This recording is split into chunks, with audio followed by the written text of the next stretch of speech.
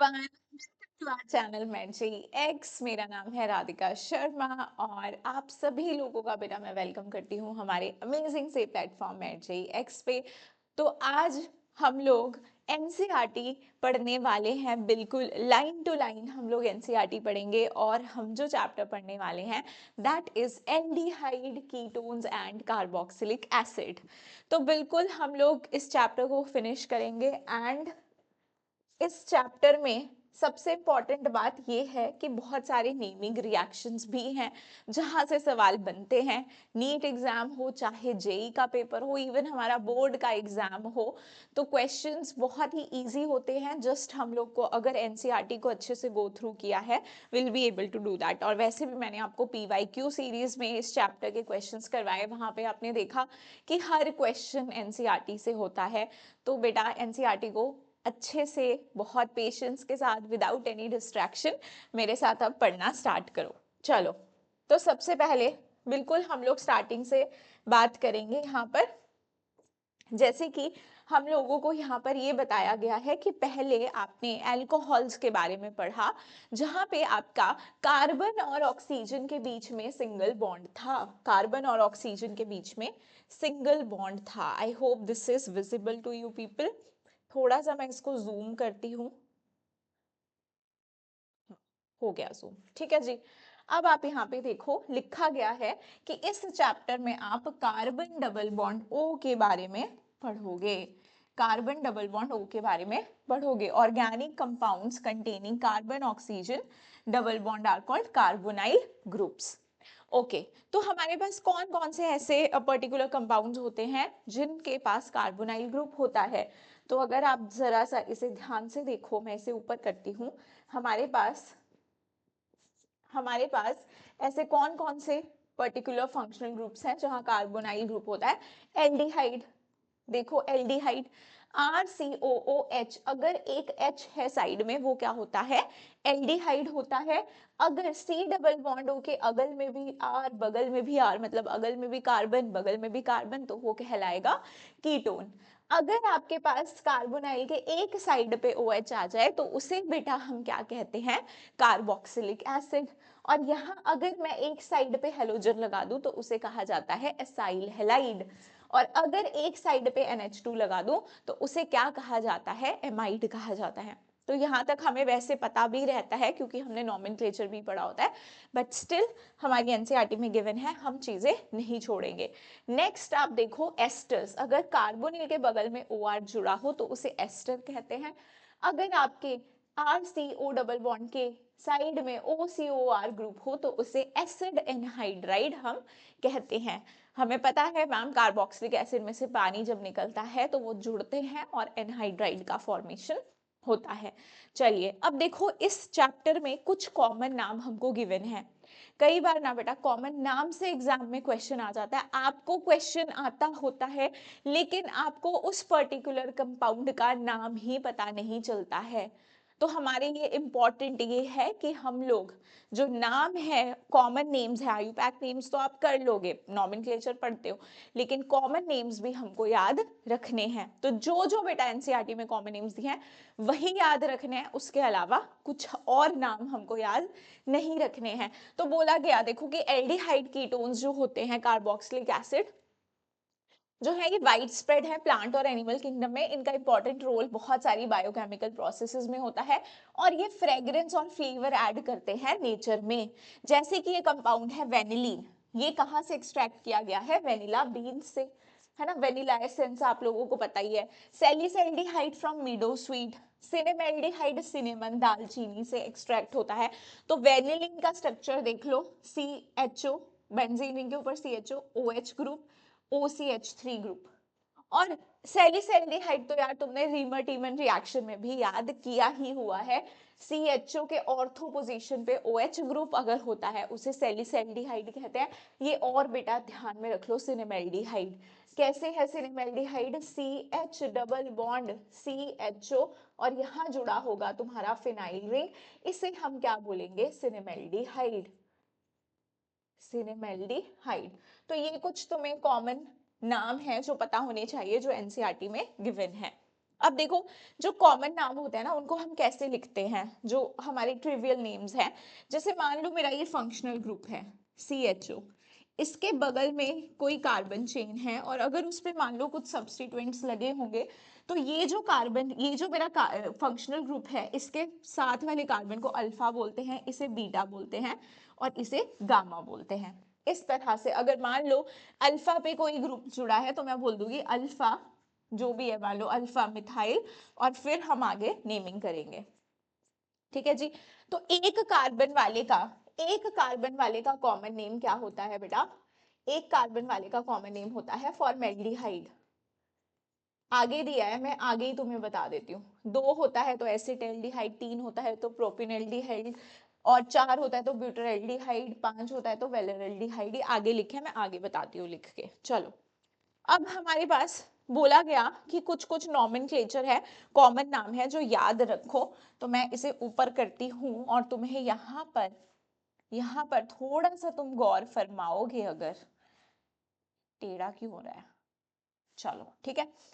अब हाँ जी, इसे मिटाओ। देखो, ध्यान से यहाँ पर देखो कि आपके पास जो कॉमन नेम्स दिए हैं, मैंने बोला था जब 2 कार्बन आएंगे एल्डिहाइड में, उसका कॉमन नेम क्या होगा? एसिटाल्डिहाइड। ये CH3 CHO, इसका नाम क्या है बेटा? एसिटाल्डिहाइड। बेंजेल्डिहाइड हम सबको पता है, बेंजेल्डिहाइड बेंजीन रिंग होगा, उसके ऊपर CHO ग्रुप होगा, इसे बेंजेल्डिहाइड बोलेंगे। अब ये देखो, यहाँ पर ये तुम्हारा क्या है? COH group. कितने कितने कार्बन है यहाँ पे लिखती हूँ, CH3, CH के ऊपर जुड़ा है Br, और फिर है तुम्हारा CH2, और फिर है तुम्हारा COH। ठीक है जी। अब यहाँ से मुझे बताओ कितने कार्बन है? 1 2 3 4। मैम 4। तो 4 के लिए मैंने तुमको क्या नाम बताया? ब्यूटाल्डिहाइड। अब यहाँ पे सब्स्टिट्यूएंट भी है मैम, तो ये पोजीशन जस्ट फंक्शनल ग्रुप के बगल वाला कार्बन अल्फा, फिर ये बीटा, तो इसका नाम क्या हो जाएगा? Beta bromo ब्यूटाल्डिहाइड। 4 कार्बन के लिए जो कॉमन नेम हम एल्डिहाइड में यूज कर रहे हैं, दैट इज ब्यूटाल्डिहाइड। ध्यान रहे, ठीक है, ये कॉमन नेम हमें याद रहेगा। ओके, नेक्स्ट कुछ और कॉमन नेम्स हैं तुम्हारे कीटोन्स के जो तुम्हें ध्यान में रखने हैं, दैट इज, थोड़ा सा इसको मैंने जूम कर दिया। ठीक है, अब देखो यहाँ पर आपके पास क्या क्या नाम है? एसीटोन, एसीटोन है, फिर आपके पास एसिटोफिनोन है, ये अपने पास क्या हो गया? CH3 CH3CO, ये सब हम जानते हैं ना, नील पेंट रिमूवर हमारा एसीटोन। एसिटोफिनोन, ये वाला ग्रुप तुम्हारा एसिटो हो गया, ये वाला फिनोन हो गया, तो इसे क्या बोल दिया? एसिटोफिनोन। अब यहाँ पे मैंने तुम्हें बोला था 3 कार्बन वाले को हम क्या बोलते हैं? प्रोपियो वर्ड लगाते हैं उसके लिए। तो ये तुम्हारा प्रोपियो फिनोन हो गया, ये वाला तुम्हारा क्या हो गया? प्रोपियो, और ये वाला ग्रुप तुम्हारा क्या है? फिनोन। ये ग्रुप कैसा है? प्रोपियो। ये ग्रुप कैसा है? फिनोन। अब यहाँ पर इसे हम क्या बोलते हैं जब 2 बेंजीन रिंग जुड़े होते हैं? बेंजोफिनोन। ये कुछ कॉमन नेम्स है जो हमें हमें याद होने चाहिए, हमें पता होना चाहिए इनके बारे में। अब IUPAC नेम की अगर हम बात करें तो बेटा IUPAC नेम तो हम लोगों को लिखने आते हैं मैम, हमने IUPAC नेम सीखे हैं। तो देखो यहाँ पे जो NCERT में दिए हैं, हम एक बार उन्हें ट्राई कर लेते हैं, मैं तुम्हें समझाती हूँ किस तरह से लिखना है। तो देखो यहाँ पे ये तुम्हारा कैसा है? कार्बन कंटेनिंग फंक्शनल ग्रुप है एल्डिहाइड। एक कार्बन कंटेनिंग फंक्शनल ग्रुप है तो उसको नंबरिंग देंगे तो 1 2, तो 2 कार्बन के लिए इथ, कार्बन कार्बन के बीच में सिंगल बॉन्ड है तो एन, इथेनल। और इसके लिए हम सुफिक्स क्या यूज करते हैं? एल्डिहाइड के लिए बेटा हम सुफिक्स क्या यूज करते हैं? अल। तो इसका नाम क्या हो गया? इथेनल। इसकी बात करें तो कैसे लिखेंगे? देखो, इसे 1 देंगे एल्डिहाइड को, फंक्शनल ग्रुप को हम सबसे कम नंबर देते हैं, ये चीज हमें पता है। तो फंक्शनल ग्रुप कार्बन कंटेनिंग है तो उसको नंबरिंग जाएगी, फिर 2, फिर 3, फिर 4, फिर 5, फिर 6, फिर 7, कितने टोटल? 7 कार्बन है। तो और सबसे पहले जब लिखते हैं नाम तो सब्स्टिट्यूएंट्स को लिखते हैं। तो आप देखो 4th पोजीशन पे ब्रोमो, मैं ब्रोमो को पहले लिखूंगी क्योंकि अल्फाबेटिकली बी कम्स फर्स्ट। तो 4 ब्रोमो 3 मिथाइल, 7 कार्बन है तो हेप्ट, सिंगल सिंगल बॉन्ड है तो एन हेप्टेन, और अल फॉर एल्डिहाइड। ठीक है जी, तो ये नाम हो गया। अब जहां पे ये रिंग है, यहां मैं कैसा नाम करूंगी? तो देखो बेटा, यहाँ पे आपका जो फंक्शनल ग्रुप है कौन सा है, कीटोन है। सब पहचानते हैं कार्बोनिल, अगल में भी कार्बन बगल में भी कार्बन, कार्बोनिल के, तो कीटोन। कीटोन का जो कार्बन होता है that is the part of ring, तो उसको नंबर जाएगा और उसको छोटा नंबर जाएगा 1 2 3 4 5। मैं इधर से क्यों नहीं गई, क्योंकि फिर यहां से जाऊंगी तो सब्सटेंट को भी छोटा नंबर मिलेगा। तो 3 मिथाइल साइक्लो, क्योंकि साइक्लिक कंपाउंड है तो आगे क्या लगाओगे, साइक्लो पेंटेनोन। ठीक है जी। हम लोग हमेशा जब एलिफेटिक वाले का नाम लिखते हैं या तो हम देखते हैं कि कीटोन को 1 नंबर नहीं मिल रहा है, बट यहाँ पे देख लो तुम्हारे पास इस सी कार्बोनिल ग्रुप को 1 नंबर मिल रहा है, तो तुम्हारा क्या आ गया, साइक्लोपेंटेनोन। ओके, अब यहाँ पे देखो ये बड़े मजेदार है, यहाँ पर आपकी रिंग है, ठीक है, और बिल्कुल आपके पास क्या जुड़ा है, फंक्शनल ग्रुप, रिंग के साथ फंक्शनल ग्रुप जुड़ा है, with this carbon is not the part of this ring.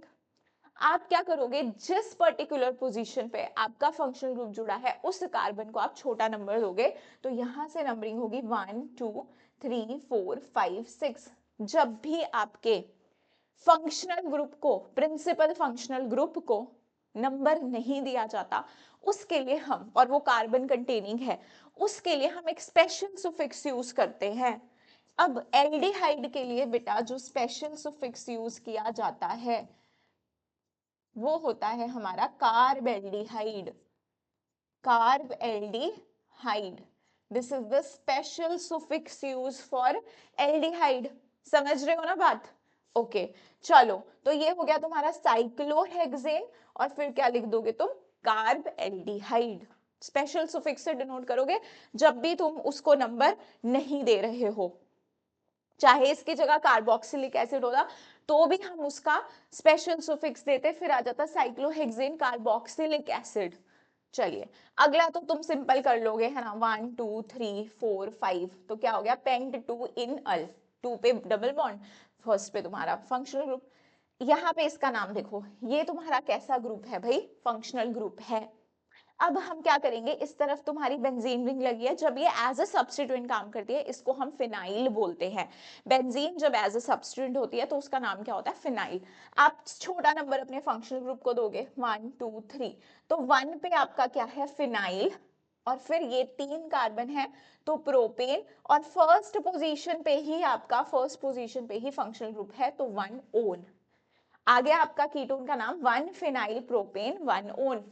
हो सकता है एग्जाम में तुमको ये नाम लिख के दे दे और कोई रिएक्शन करवाने को कह दे, तब तुमको इसका स्ट्रक्चर नहीं चमकेगा।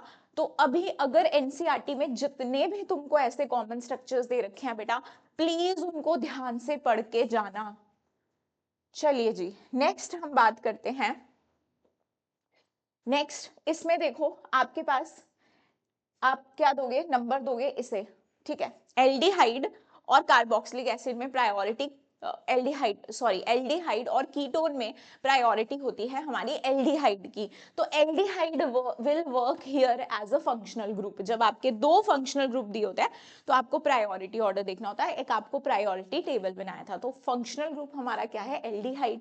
तो इसे तो हम अपनी मेन चेन में लेंगे, नंबर भी देंगे, तो क्या हो जाएगा, नंबर 1 2 3 4 5।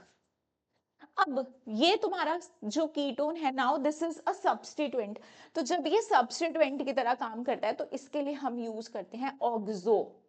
ऐसे जब फंक्शनल ग्रुप यूज होता था तो ओन बोलते थे, बट अब क्या बोलेंगे इसको, ऑक्सो। तो आप देखो 3 ऑक्सो पेंटेनल, सिंपल। उसके बाद अगर हम बात करें यहाँ पे कीटोन्स की, तो हम कुछ इस तरह की नेमिंग भी कीटोन के लिए करते हैं।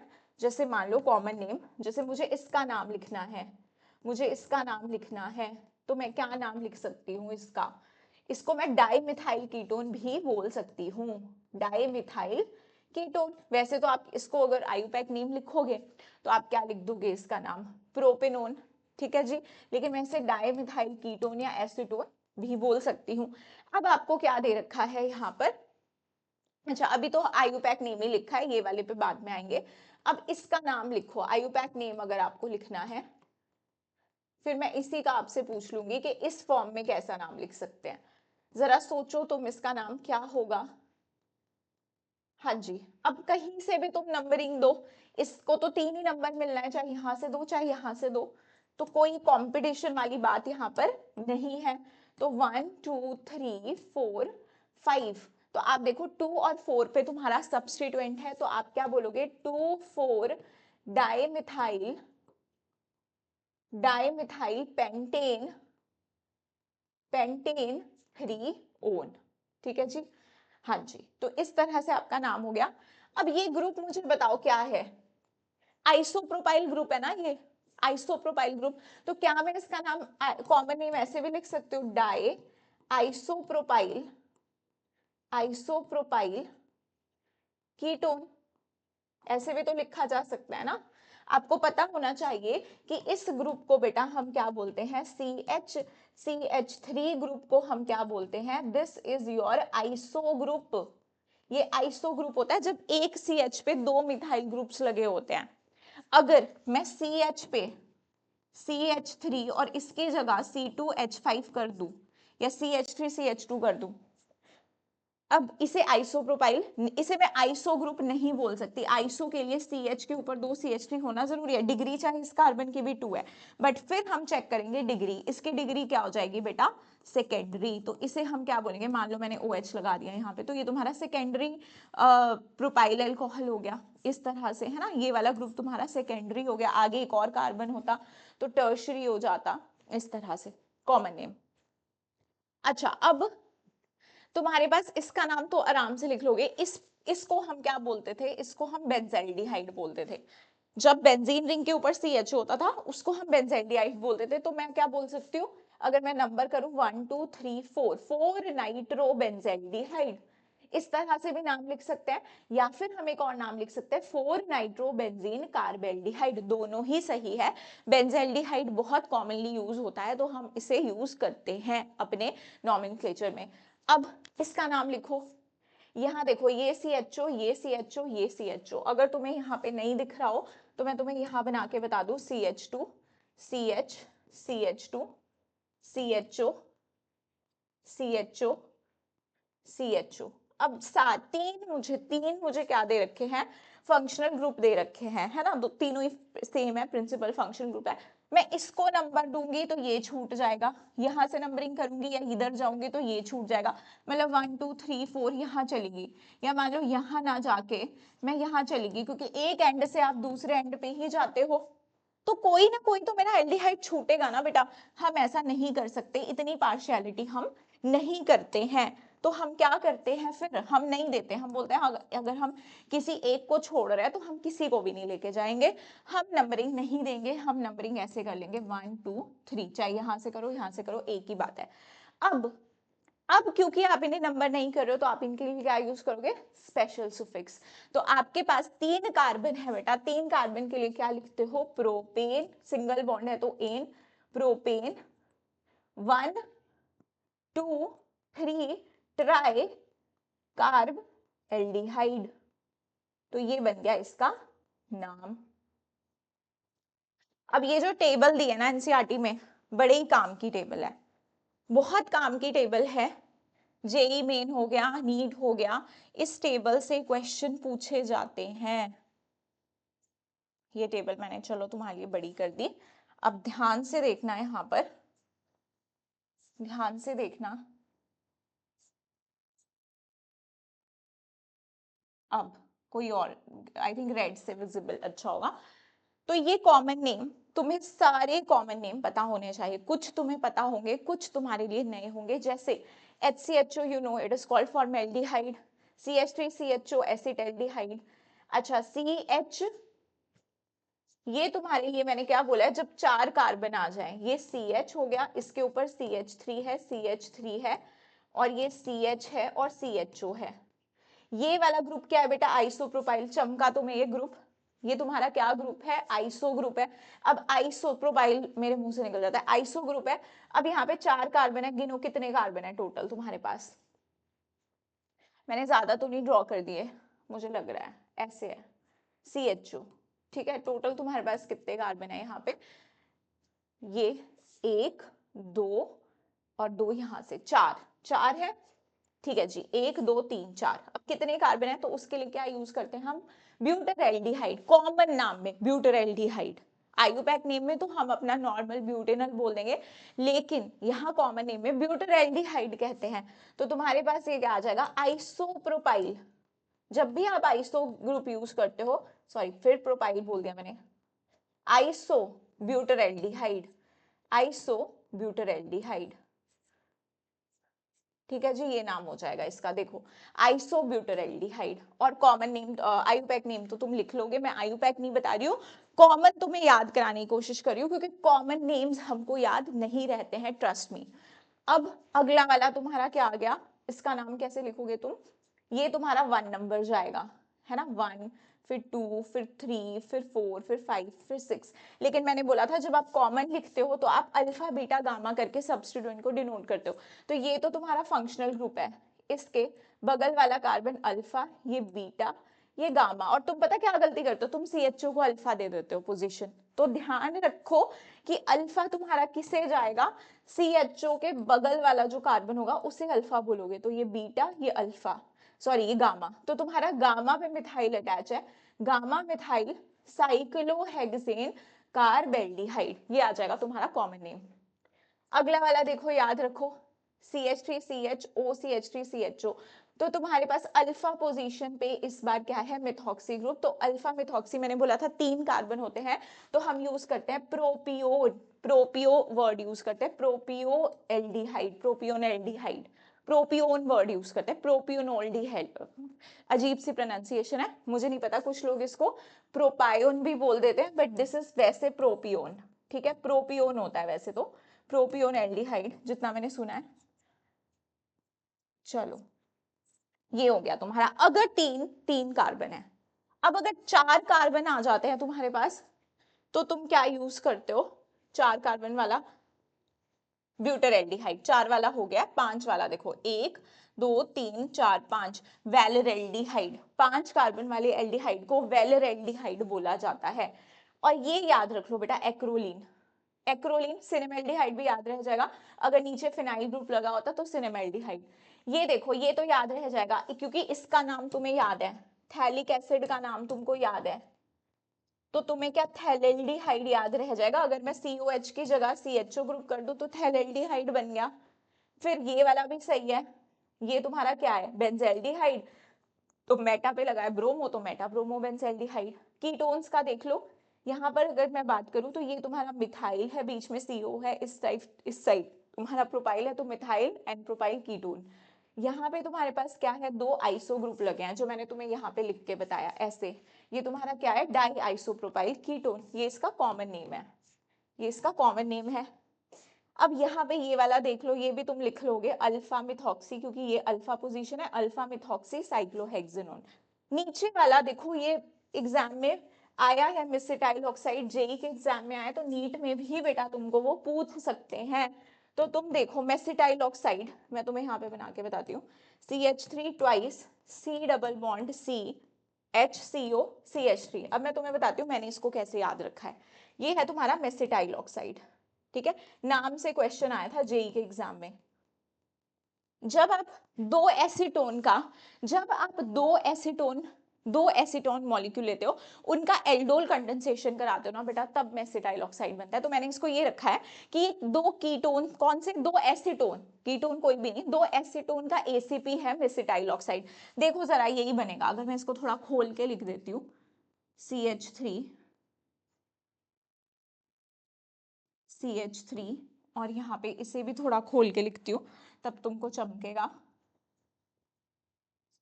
COCH3।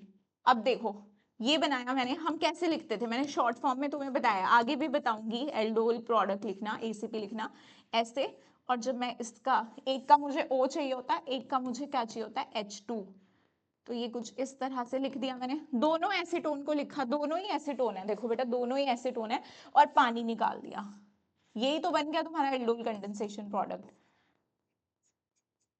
Double bond CH CO CH3 बन गया तुम्हारा मेसिटाइल ऑक्साइड। तो ऐसे याद रह जाएगा तुम्हें मेसिटाइल ऑक्साइड का स्ट्रक्चर, ठीक है। तो अब यहाँ पे हमारा नेम वाला पोर्शन हुआ खत्म। अब आ जाते हैं हम स्ट्रक्चर ऑफ कार्बोनाइल कंपाउंड में। तो तुम्हें थोड़ा सा बता देती हूँ कि इस पैराग्राफ में है क्या क्या लिखा हुआ है, जल्दी से इसको समराइज करके। बेसिकली हमें कार्बोनाइल कार्बन के स्ट्रक्चर के बारे में बता रहा है, क्योंकि आपके पास एल्डिहाइड कीटोन हो चाहे कार्बोक्सिलिक एसिड हो, ये स्ट्रक्चर भाई सब में कॉमन है। तो कह रहा है कि यहाँ पर ये कैसा कार्बन है, sp2 हाइब्रिडाइज्ड, यहाँ पे तो किसी और मार्क इससे लिखती हूँ, sp2 हाइब्रिडाइज्ड कार्बन है ना। हाइब्रिडाइजेशन हमें निकालने आती है, एक सिग्मा ये, एक ये 3 स्टीरिक नंबर 3, तो sp2 पाई को काउंट नहीं किया जाता है हाइब्रिडाइजेशन में। अब एक बात सुनो मेरी यहाँ पर, कि इसमें बोल रहा है कि जब ये कार्बन है, sp2 हाइब्रिडाइजेशन है, तो कार्बन के ये जो 3 इलेक्ट्रॉन है ये तुम्हारे sp2 हाइब्रिड ऑर्बिटल में होंगे। ये 3 इलेक्ट्रॉन sp2 हाइब्रिड ऑर्बिटल में होंगे, क्योंकि हाइब्रिड ऑर्बिटल तुम्हारे सिग्मा बॉन्ड बनाती है। और ये जो चौथा इलेक्ट्रॉन है, क्योंकि एक इसमें सिग्मा है एक पाई है, ये जो चौथा इलेक्ट्रॉन है ये प्योर पी ऑर्बिटल में है, कार्बन की प्योर पी ऑर्बिटल में है, और ये इसके साथ क्या बना रही है, पाई बॉन्ड। ठीक है बात, कार्बन के साथ ये पाई बॉन्ड बना रहा होगा, क्योंकि पाई बॉन्ड इसीलिए हम हाइब्रिडाइजेशन में काउंट नहीं करते हैं। ये बात बोली। दूसरी बात इसने क्या बोली कि एंगल यहाँ पे क्या है, क्योंकि sp2 हाइब्रिडाइजेशन है तो 120 डिग्री का एंगल है, और ये जो इलेक्ट्रॉन डेंसिटी है पाई बॉन्ड की, ये ऊपर नीचे इस तरह से होती है। दूसरी बात, ये जो तुम्हारा बॉन्ड है ये पोलर है, क्योंकि ऑक्सीजन इलेक्ट्रोनेगेटिव है, तो इसके ऊपर कैसा चार्ज होता है, पॉजिटिव, या ऐसे दिखा दो पार्शियल पॉजिटिव पार्शियल नेगेटिव, क्योंकि ऑक्सीजन इज मोर इलेक्ट्रोनेगेटिव। तो ये तुम्हारा सेंटर कैसा हो गया यहाँ पर, ये सेंटर बेटा तुम्हारा हो गया इलेक्ट्रोफिलिक सेंटर, इलेक्ट्रोफिलिक सेंटर, क्योंकि इसके पास क्या है, पॉजिटिव चार्ज है ना, इसके पास इलेक्ट्रॉन्स की कमी है, इलेक्ट्रोफिलिक सेंटर।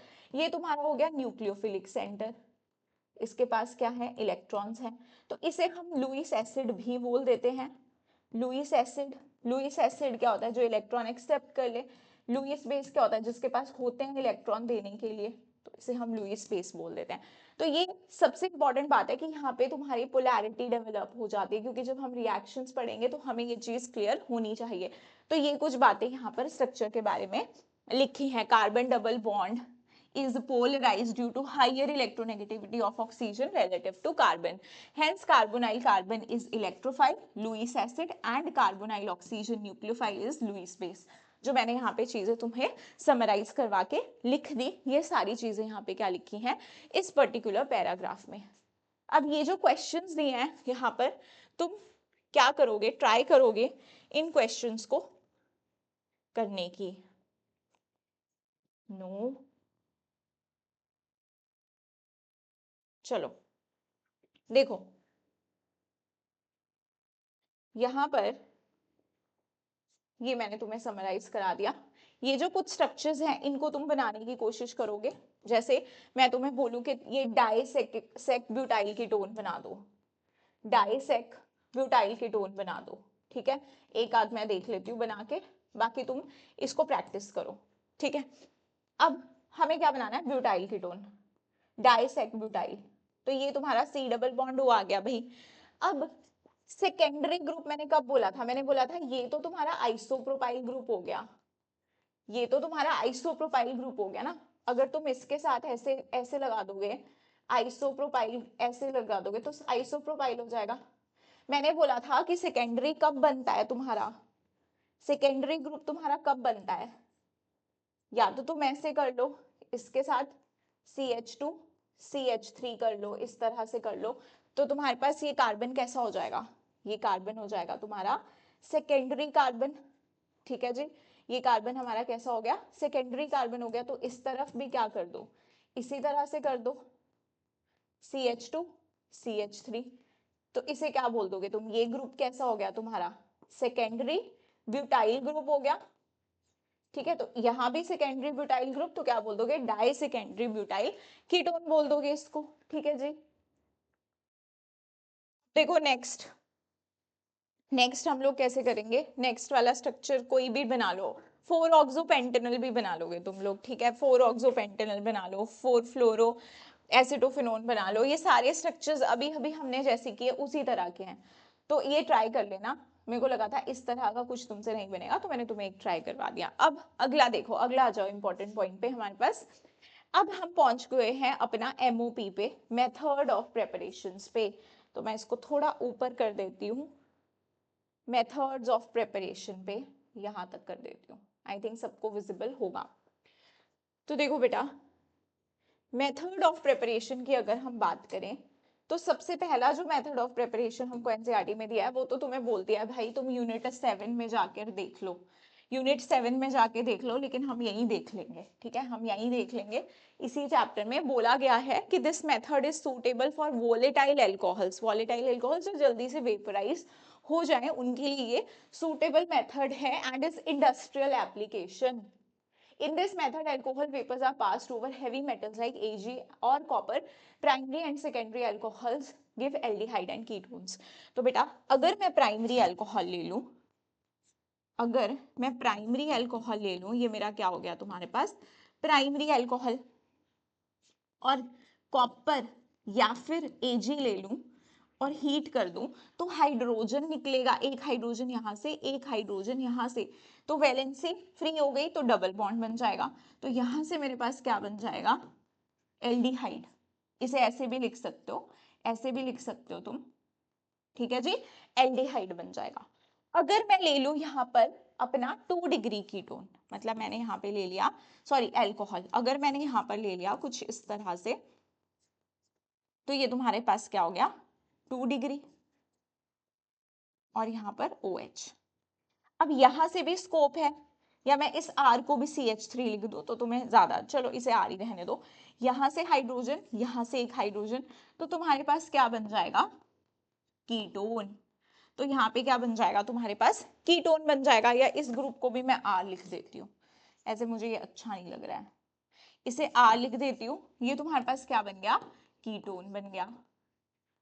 3 डिग्री से ये कीटोन और एल्डिहाइड नहीं बना सकते, क्योंकि 3 डिग्री में बेटा हमारे पास कार्बन के पास कोई हाइड्रोजन ही नहीं है। जरा देखो ये तुम्हारा क्या हो गया 3 डिग्री अल्कोहल हो गया। लेकिन अगर मैं इसमें कॉपर या फिर सिल्वर डाल के हीट कर देती हूँ तो वो क्या कर देता है, मान लो यहाँ पे एक CH3 है ना, तो मैं इसको ऐसे लिख देती हूँ, ऐसे एक हाइड्रोजन इसके पास है, तो कॉपर क्या करता है ना, यहाँ से वाटर निकाल देता है और एल्कीन का फॉर्मेशन हो जाता है, एल्कीन का फॉर्मेशन हो जाता है। लेकिन इसमें एल्डिहाइड कीटोन तो नहीं बने, तो इन्होंने यहाँ पे ये चीज नहीं दे रखी है, बट हमें ये पता होनी चाहिए। इसके बाद बोला बाय ओजोनोलिसिस ऑफ एल्कीन्स, तो ये भी तुम्हें बोला है कि तुम्हें भी पढ़ाया गया है कि जब हम ओजोनोलिसिस करते हैं followed by zinc dust and water तो क्या बन जाते हैं एल्डिहाइड या कीटोन्स। जैसे मान लो मैंने ले लिया कुछ इस तरह की एल्कीन ले ली, ठीक है जी, इस तरह की एल्कीन ले ली, मैंने यहाँ पे ओजोनोलिसिस करवा दी O3 ZnO2 की प्रेजेंस में, ये बॉन्ड हम ब्रेक करते थे, यहाँ यहाँ O चिपकाते थे, तो एक मुझे यहाँ से मिल गया अपना एल्डिहाइड, एक मुझे यहाँ से मिल गया अपना कीटोन। तो ओजोनोलिसिस से भी हम एल्डिहाइड कीटोन बना सकते हैं।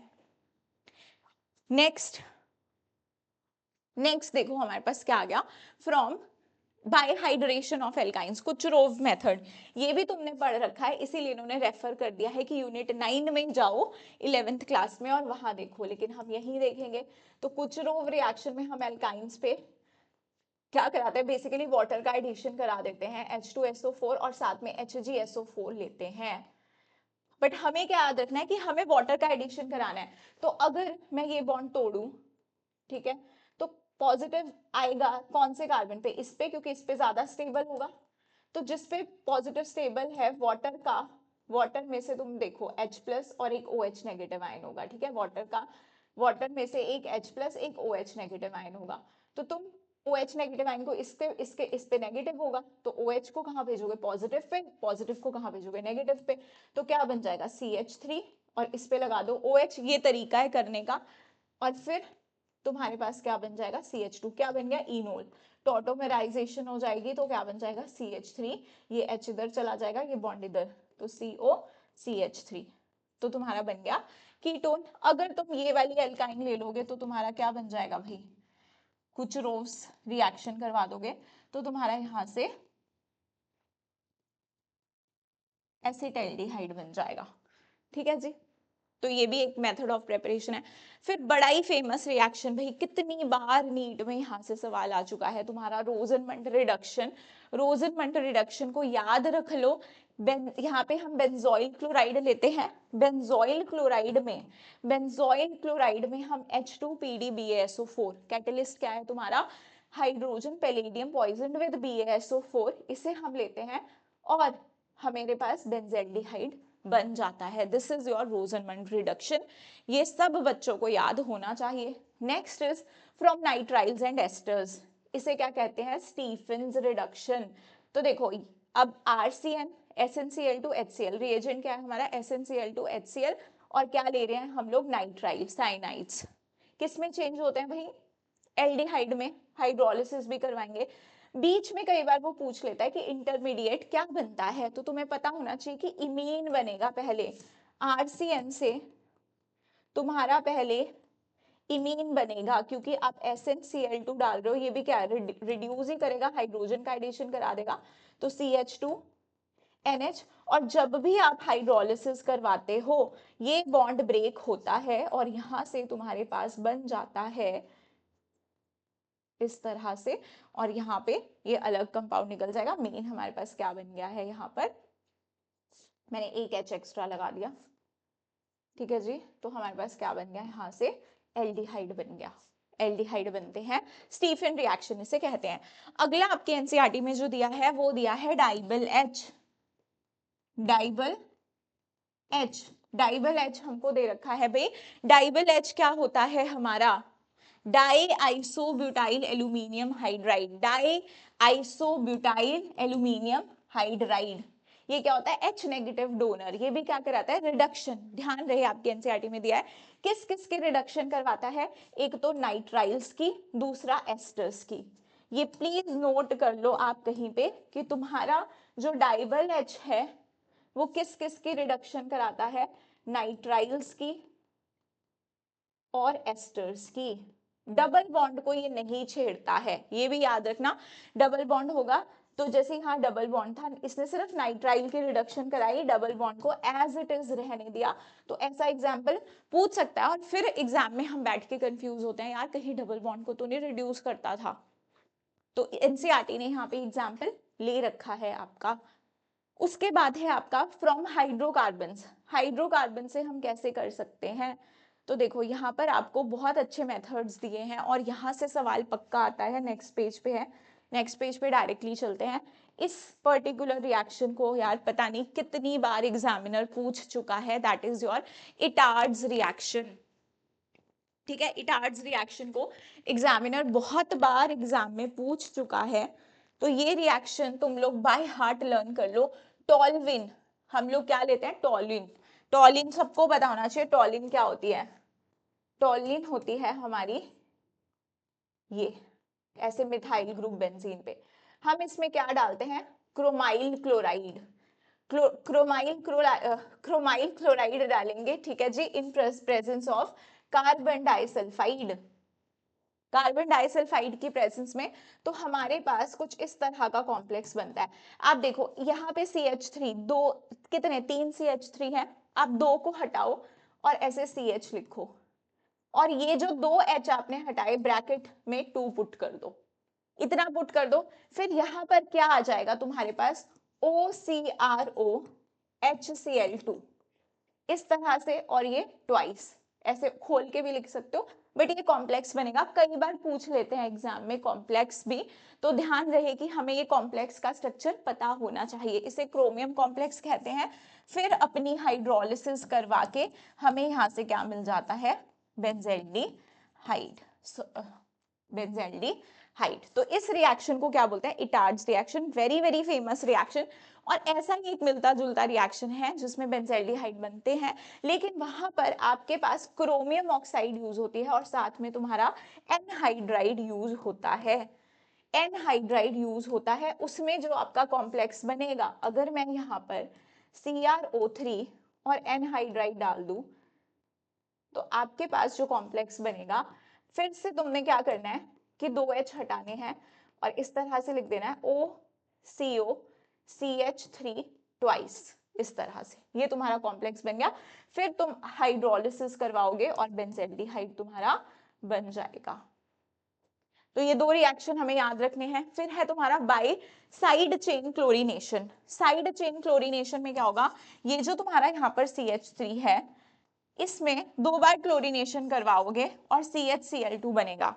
इसका नाम ध्यान रख लेना, बेंजल क्लोराइड। कई बार वो तुमसे अगर पूछ लिया कि क्या बनेगा हमारी बीच का प्रोडक्ट जब हम बेंजल्डिहाइड बनाएंगे टॉल्विंग से, तो ध्यान रहे बेंजल। जब यहाँ पर अगर ये होता यहाँ पर CH2Cl, तो इसे क्या बोलते हैं, बेंजाइल क्लोराइड बोल देते।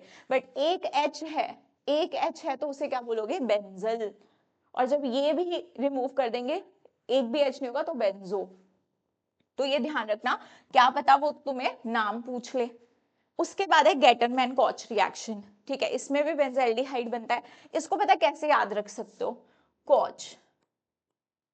ठीक है, यहाँ पे क्या आ रहा है, OCH, तो बेंजीन से क्या बना दो, CHO ग्रुप लगा दो।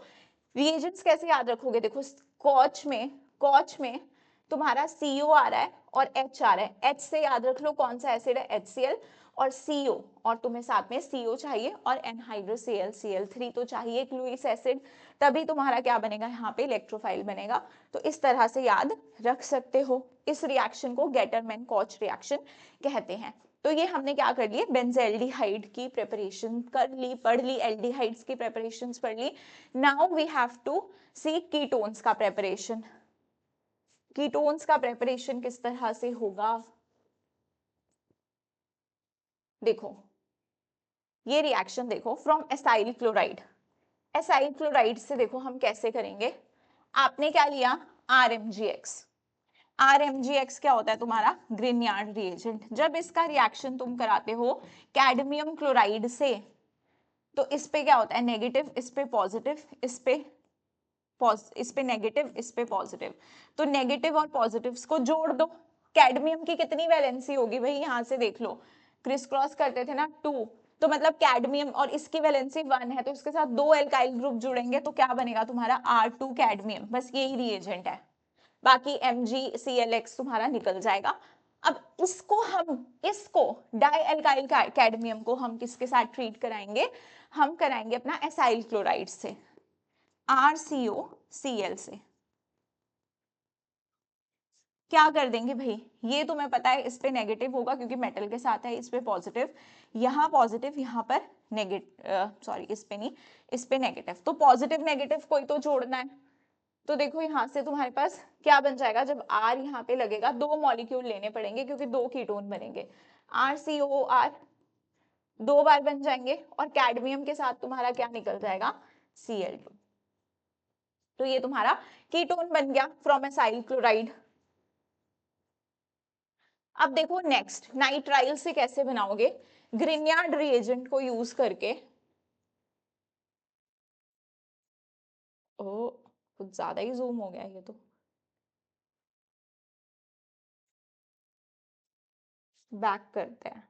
चलो यहाँ देख लो, नाइट्राइल जब लोगे तुम, सिंपल याद रखो, यहाँ पे जो भी एग्जांपल लिया है मैंने, एक सिंपल सा क्या ले लिया, नाइट्राइल।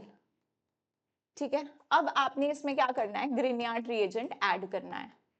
तो आपको पता है कि ये बॉन्ड कैसे टूटता है, नाइट्रोजन की तरफ जाएगा नेगेटिव, यहाँ पॉजिटिव, यहाँ नेगेटिव, यहाँ पे क्या है, पार्शियल नेगेटिव, इस पे क्या है, पॉजिटिव, इस पे नेगेटिव, इस पे पॉजिटिव।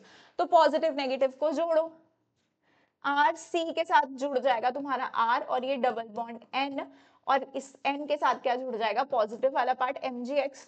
फिर क्या कराओगे, हाइड्रोलिसिस। जब भी तुम इस बॉन्ड की हाइड्रोलिसिस कराते हो, ये टूटता है और यहाँ पे O जुड़ जाता है, तो तुम्हारे पास क्या बन जाएगा, कीटोन बन जाएगा। तो ध्यान रहे, नाइट्राइल्स की हाइड्रोलिसिस करवाने से भी हमारे पास क्या बन जाता है, कीटोन बन जाता है। अब यहाँ पे कौन सा बना है, प्रोपियोफिनोन। उसके बाद देखो, ये तो तुमने पढ़ रखा है भाई, इलेक्ट्रोफिलिक सब्स्टिट्यूशन रिएक्शन। अगर तुम बेंजीन रिंग लेते हो, बेंजीन रिंग यहाँ पर लेते हो, और साथ में RCOCl लेते हो, ये क्या है तुम्हारा, एसाइल क्लोराइड ले लिया तुमने। ठीक है, बेंजीन रिंग, तुम्हें पता है ये तुम्हारा AlCl3 क्या है, लुईस एसिड। ये अपने इलेक्ट्रॉन इसे देगा और यहाँ से तुम्हारा क्या हो जाएगा, इलेक्ट्रोफाइल जनरेट हो जाएगा, ये इस पे अटैक करेगा और तुम्हें क्या मिल जाएगा, कीटोन मिल जाएगा। ठीक है, तो इस तरह से कीटोन्स बना सकते हैं। अब देखो ये जो तुम्हें जितने भी इन टेक्स्ट क्वेश्चंस दिए होते हैं बेटा, डिक्टो नीट में आ जाते हैं। कितनी बार तुम्हें मैंने पीवाईक्यूज में ये चीज करवा दी, मैंने पीवाईक्यूज बहुत सारे चैप्टर्स के डिस्कस कर लिए और वहां पे बताया भी है कि कितना डायरेक्टली तुमको एनसीईआरटी से क्वेश्चन आ गए हैं। तो इनको मत छोड़ा करो जो एग्जाम्पल्स होते हैं। जैसे हेक्सेन वानॉल को कह रहा है कि हेक्सेनल में कैसे चेंज कर सकते हैं एल्कोहल को। अच्छा एक बात बताना मैं तुम्हें भूल गई थी, जहां मैंने तो कॉपर वाला रिएजेंट बताया, जो तुम्हारे माइल्ड ऑक्सीडाइजिंग एजेंट होता है ना बेटा, माइल्ड ऑक्सीडाइजिंग एजेंट, वो तुम्हारे एल्कोहल्स को, अगर मैं 1 डिग्री एल्कोहल ले लूं तो उसको वो किस में लाके छोड़ देते हैं, एल्डिहाइड। 1 डिग्री एल्कोहल्स को एल्डिहाइड में कन्वर्ट करते हैं। अगर मैं ले लूं 2 डिग्री एल्कोहल्स तो उसको किस में चेंज कर देंगे, RCOR कीटोन में।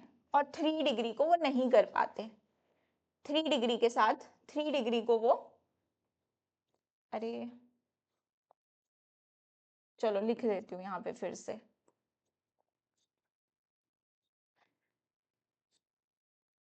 यहाँ पे क्या बन जाएगा तुम्हारा, कीटोन। तो ये तुम्हारा 2 डिग्री एल्कोहल था, 3 डिग्री वाले को ऑक्सीडाइज नहीं कर पाते हैं क्योंकि यहाँ पे हाइड्रोजन का होना जरूरी है, इसके ऊपर अल्फा H होना जरूरी है, तो यहाँ पे नो रिएक्शन होगा।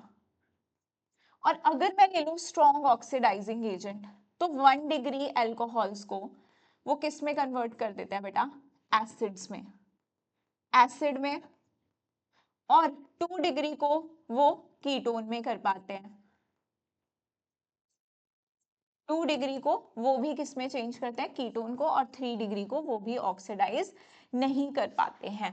माइल्ड, अब देखो कौन कौन से ऑक्सीडाइजिंग होते हैं तुम्हारा, जैसे पीसीसी हो गया, पीडीसी हो गया। अगर CrO3 एनहाइड्रस लेते हो तो वो माइल्ड हो गया। स्ट्रॉन्ग तुम्हें पता है KMnO4 हो गया, K2Cr2O7 हो गया। फिर तुम्हारे पास अगर तुमने CrO3 एसिडिक मीडियम में ले रखा है, ठीक है, वाटर भी है, ये तुम्हारा स्ट्रॉन्ग ऑक्सीडाइजिंग एजेंट हो गया। तो इनसे हम एसिड तक ले जा सकते हैं, माइल्ड से हम एल्डिहाइड या कीटोन बना सकते हैं। तो यहाँ पे बोल रहा है कि हेक्सेन 1 ओल को हेक्सेनल में चेंज करना हो तो भाई हम क्या करें, हम लोग ले लेते हैं अपना माइल्ड ऑक्सीडाइजिंग एजेंट, तो पीसीसी यूज कर लिया देखो। फिर सेकेंड नंबर पे बोला साइक्लोहेक्सेनोल को साइक्लोहेक्सेनोन में कर दो। क्या है बेसिकली तुम्हारा साइक्लोहेक्सेनोल, 2 डिग्री एल्कोहल ही होगा ना, ऐसे होगा ना, साइक्लो एल्कोहल 2 डिग्री है तो ये तो कीटोन में ही जाएगा, चाहे तुम स्ट्रॉन्ग लो चाहे तुम माइल्ड ले लो। तो इन्होंने क्या ले लिया, CrO3 in presence of acetic anhydride, कोई भी ले लो, इसने तो बनाना ही तुम्हारा क्या है, कीटोन। अब बोला पैराफ्लोरो, पैराफ्लोरो टॉल्विन टू पैराफ्लोरो बेंजाइल्डिहाइड, इटार्ड्स करवा दो। टॉल्विन को, जब टॉल्विन को बेंजाइल्डिहाइड में चेंज करते हैं तो इटार्ड्स रिएक्शन करवा देते हैं। CrO3 या फिर एसिटिक एनहाइड्राइड की प्रेजेंस में करा दो या फिर क्रोमाइल क्लोराइड की प्रेजेंस में करा दो, बिल्कुल सही है। उसके बाद तुमने लिया इथेन नाइट्राइल को इथेनॉल में चेंज करना है, तो हम क्या कर सकते हैं, नाइट्राइल को एल्डिहाइड में चेंज करने के लिए डाइबल पढ़ा था अभी अभी, नाइट्राइल को एल्डिहाइड में चेंज कर दिया, कैसे, डाइबल H से। फिर उसके बाद एलाइल अल्कोहल टू प्रोपिनिल ले लिया, तो हम क्या यूज कर सकते हैं, पीसीसी का यूज भी कर लेंगे, है ना, पीसीसी ऑक्सीडाइजिंग एजेंट है तुम्हारा, अल्कोहल को एल्डिहाइड में चेंज कर देगा। फिर ब्यूट टू इन को इथेनिल में चेंज करना है, भाई ब्यूट टू इन को अगर इथेनिल में चेंज करना है तो कार्बन भी कम करना है, ओजोनोलिसिस करवानी पड़ेगी। तो ये क्वेश्चन जरूर जरूर करके जाओ, बड़े ही ज्यादा इंपॉर्टेंट हैं ये, इनको तुम नहीं छोड़ोगे। ठीक है, अब ये रिएक्शंस कर लो यहां से। ये देखो ये तुम्हारा इलेक्ट्रोफिलिक सब्स्टिट्यूशन रिएक्शन है, ये तुम्हारा एसाइल क्लोराइड है, एसाइल क्लोराइड को ट्रीट कराया इससे, तो यहाँ पे ये Cl लीव हुआ, तुम्हारा क्या बन जाएगा, यहाँ से ये बन जाएगा। ठीक है जी। उसके बाद C6 H5CH2 cadmium plus CH3COL, इससे भी कीटोन बन जाएगा, सीधे कीटोन बना सकते हो तुम, C6H5 CH2CO CH3। इसके बाद कुछ रोज रिएक्शन है भाई, सीधे बना दो, Hg2 पॉजिटिव H2SO4, कुछ रोज रिएक्शन एसीटोन बन गया। यहाँ पे इटार्ड्स रिएक्शन है, सीधा तुम्हारा CH3 किस में चेंज हो गया, CHO में। तो देख लो, अगर रिएक्शन आते हैं तो ऑर्गेनिक में तुमको पेन उठाने की भी जरूरत नहीं पड़ेगी, ट्रस्ट मी, इजी होता है पेपर, बस हम लोग को याद नहीं रहता है, तो याद रखो ये सारी चीजों को। सो नेक्स्ट देखो, फिजिकल प्रॉपर्टीज है हमारे पास। नेक्स्ट देखो, फिजिकल प्रॉपर्टीज से भी क्वेश्चन देखो बनने लगा है, तो इसको भी नहीं छोड़ के जाना है कि हाँ चलो फिजिकल प्रॉपर्टीज को हम इग्नोर मारते हैं। क्वेश्चन तो हमारा केमिकल प्रॉपर्टीज या एमओपी से आ जाएगा। आजकल फिजिकल प्रॉपर्टीज के क्वेश्चन भी काफी ज्यादा पूछे जा रहे हैं। तो देखो, physical properties of aldehydes and ketones जो है, इसमें बोला गया है जो मिथेनॉल होता है वो गैस होता है एट रूम टेम्परेचर। मिथेनॉल बेटा जी, मिथेनॉल हमारा क्या है, गैस है at room temperature. Ethanal, ethanol is a volatile liquid, मतलब जो जल्दी वेपराइज हो जाएगा, इथेनॉल एक वोलेटाइल लिक्विड है। और एल्डिहाइड्स एंड कीटोन्स हमारे कैसे हैं, बाकी के लिक्विड हैं और सॉलिड हैं रूम टेम्परेचर पे। तो मीथेनॉल और इथेनॉल याद रख लो, मीथेनॉल तुम्हारा गैस, इथेनॉल तुम्हारा लिक्विड, और बाकी के तुम्हारे लिक्विड या सॉलिड हो सकते हैं। नाउ बॉइलिंग पॉइंट की बात करें तो aldehyde ketones are higher, the boiling points of aldehydes and ketones are higher than hydrocarbons. अगर आप हाइड्रोकार्बन से कंपेयर करें तो एल्डिहाइड कीटोन का बॉइलिंग पॉइंट ज्यादा होगा। जैसे एक टेबल दे रखी है भाई एनसीईआरटी में, बड़ी इंपॉर्टेंट टेबल है। आपने ले लिया ब्यूटेन, ब्यूटेन में कितने कार्बन, 4 कार्बन मैम। फिर आपने ले लिया मिथॉक्सी इथेन, उसमें भी कितने कार्बन मैम, मिथॉक्सी इथेन, हाँ जी, तो 3 कार्बन, लेकिन बीच में एक ऑक्सीजन भी है। कंपेरेबल मोलर मास, भाई इसका 58 है तो इसका 60, ज्यादा डिफरेंस नहीं है।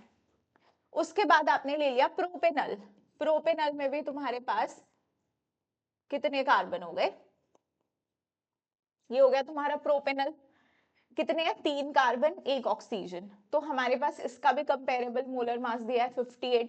एसीटोन दे दिया, एसीटोन में भी 3 कार्बन 1 ऑक्सीजन, इसका भी कितना हो जाएगा भाई 58। फिर दे दिया तुम्हें प्रोपेनल, प्रोपेनोल सॉरी, इसका कितना 60। अब हम कंपेयर उन्हीं को करते हैं ना जिनका कंपेरेबल मोलर मास होता है। तो उसने बोला कि जो हाइड्रोकार्बन है उसका तो बॉइलिंग पॉइंट सबसे कम आ जाएगा।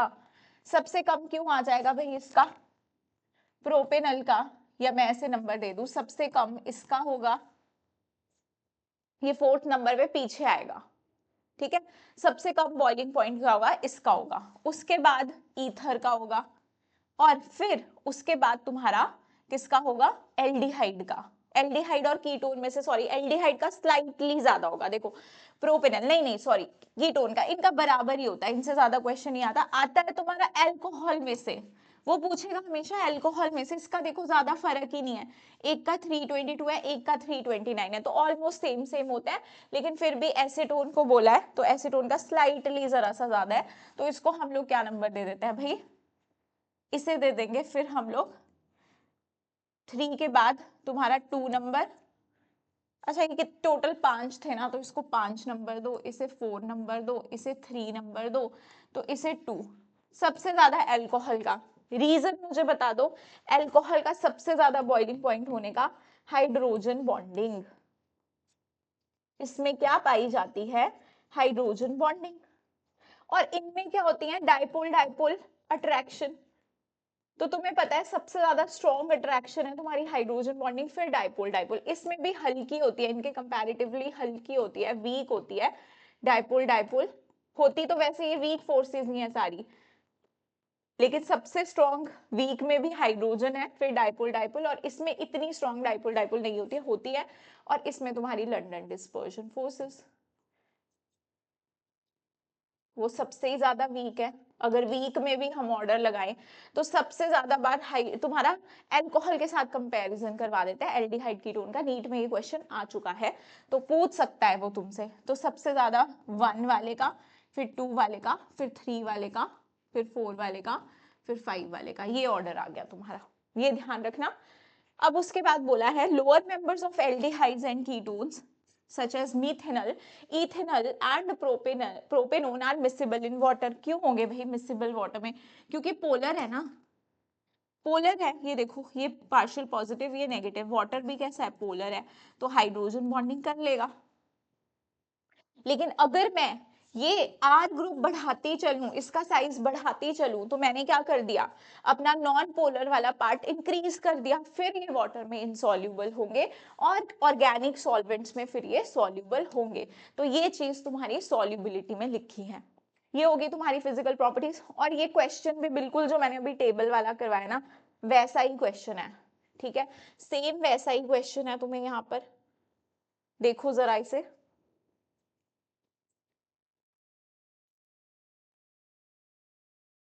देखो तुम्हें दे दिया एल्डिहाइड, कंपेरेबल मोलर मास है, कितने कार्बन है? 1 2 3 4 और एक ऑक्सीजन भी है। 1 2 3 4, एक ऑक्सीजन, एक, ये 2 है, ये 2 है, 4, एक ऑक्सीजन है, और यहाँ पे तुम्हारे 4 कार्बन है। सबसे कम तो किसका होगा? हाइड्रोकार्बन का होगा। सबसे ज्यादा किसका होगा? यहाँ पर एल्कोहल्स का होगा। तो नंबर 1 एल्कोहल्स का सबसे ज्यादा बॉइलिंग पॉइंट। उसके बाद तुम्हारा किसका होगा? एल्डिहाइड्स का। 2 पे एल्डिहाइड्स, हाँ जी ये देखो 1, फिर 2, फिर तुम्हारे ईथर्स, और लास्ट में तुम्हारे हाइड्रोकार्बन्स। तो सिंपल सा सवाल था। उसके बाद आ जाते हैं हम लोग अपनी केमिकल प्रॉपर्टीज पे। Very very important section of this chapter, chemical properties. देखो तो हमारे जो कार्बोनाइल कंपाउंड्स होते हैं ना, उनके कैरेक्टरिस्टिक रिएक्शंस क्या होते हैं? Nucleophilic addition reaction. अब यहाँ पर तुम्हें ये कार्बोनाइल कार्बन दे रखा है, ये प्लेनर होता है, ये ऐसा बना के रखा हुआ है, इस तरह से दिखाया है, नीचे लिखा हुआ है प्लेनर होगा। मैं बना दूं ये, जैसे ये तुम्हारा क्या बनाया, कार्बोनाइल कार्बन। अब तुम्हें पता है कि इस पे पार्शियल पॉजिटिव, इस पे पार्शियल नेगेटिव। अब यहाँ पर न्यूक्लियोफाइल करेगा अटैक, तो ये बॉन्ड शिफ्ट होगा और यहाँ क्या बन जाएगा? यहाँ बन जाएगा कुछ ऐसा इंटरमीडिएट। ये था बेटा प्लेनर, ये था प्लेनर, ये बन चुका है तुम्हारा टेट्राहेड्रल। टेट्राहेड्रल तो ये प्लेनर नहीं रहा। और मान लो इस पे जो ग्रुप्स थे वो अलग अलग थे, अलग अलग थे। तो अब क्योंकि ये तुम्हारा sp3 कार्बन है और इस पे चारों ग्रुप्स अलग अलग है, तो इसे तुम क्या बोलोगे? Chiral carbon. तो ये ऑप्टिकली एक्टिव भी हो सकता है, वो डिपेंड करता है कि इसके ऊपर चारों जो ग्रुप्स लगे हुए हैं वो डिफरेंट होने चाहिए, तो ये कायरल होगा। अगर सारे ग्रुप डिफरेंट हुए, अगर नहीं हुए तो तुम नहीं बोल सकते हो। फिर ये आर भी देगा, एस भी देगा, ऑप्टिकली एक्टिव होगा। तो ये चीज बोली है कि जी sp2 से तुम्हारा ये जो कार्बन है sp3 बन रहा है, sp3 बन रहा है, न्यूक्लियोफाइल का अटैक हो रहा है। और लास्ट में ये वाला स्टेप तुम्हारा स्लो है, न्यूक्लियोफाइल का अटैक होने वाला स्टेप कैसा है? स्लो है। लास्ट में H+ आएगा और इस पे लग जाएगा और तुम्हें मिल जाएगा कुछ इस तरह का प्रोडक्ट। तो अब हम देखेंगे कि ये कैसे कैसे न्यूक्लियोफिलिक एडिशन रिएक्शन शो करते हैं। अब दोनों में कंपेयर करें, हम लोग किसके रिएक्शंस की बात कर रहे हैं यहाँ पे? एल्डिहाइड और कीटोन्स। अब अगर मैं तुमसे बात करूं, इस पैराग्राफ में तुमसे रिएक्टिविटी की बात करी गई है, एनसीईआरटी के इस पैराग्राफ में तुमसे रिएक्टिविटी की बात करी रही है। बोल रहा है कि एल्डिहाइड और कीटोन में से ज्यादा रिएक्टिव कौन होगा। इस पैराग्राफ में क्या बात की गई है हमसे कि एल्डिहाइड कीटोन में कौन ज्यादा रिएक्टिव होगा। तो देखो एल्डिहाइड का स्ट्रक्चर हमेशा एक तरफ H तो होगा ही होगा, यहाँ कुछ भी हो सकता है। कीटोन में तुम्हें पता है दोनों तरफ R ग्रुप होंगे। अब मान लो ये दोनों तरफ तुम्हारे R ग्रुप्स हैं, H इतना बल्कि नहीं है, ये दोनों बल्कि हैं। न्यूक्लियोफाइल को अप्रोच करने में हिंड्रेंस होगी तो रेट कम हो जाएगा, तो इसका रेट ज्यादा हो जाएगा। दूसरा ये बोल रहे हैं कि ये सेंटर जितना इलेक्ट्रोफिलिक होगा उतना ही तो न्यूक्लियोफाइल का मन करेगा ना इस पे अटैक करने का, क्योंकि ये इलेक्ट्रॉन रिलीजिंग ग्रुप्स हैं, क्योंकि ये इलेक्ट्रॉन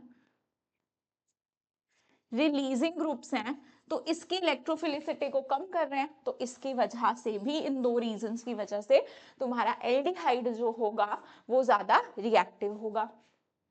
यहाँ पे तुमसे पूछा है क्वेश्चन में कि would you expect benzaldehyde to be more reactive और लेस रिएक्टिव, ठीक है, तो टुवर्ड्स न्यूक्लियोफिलिक एडिशन रिएक्शंस, तो सीधी सी बात है भाई, बेंजल्डिहाइड को ये कंपेयर कर रहे हैं प्रोपेनॉल से, इससे प्रोपेनॉल से आप बेंजल्डिहाइड को कंपेयर कर रहे हो, तो आपको ये पता होना चाहिए कि बेंजल्डिहाइड तो थ्रू रेजोनेंस इसकी इलेक्ट्रोफिलिसिटी कम कर देगा।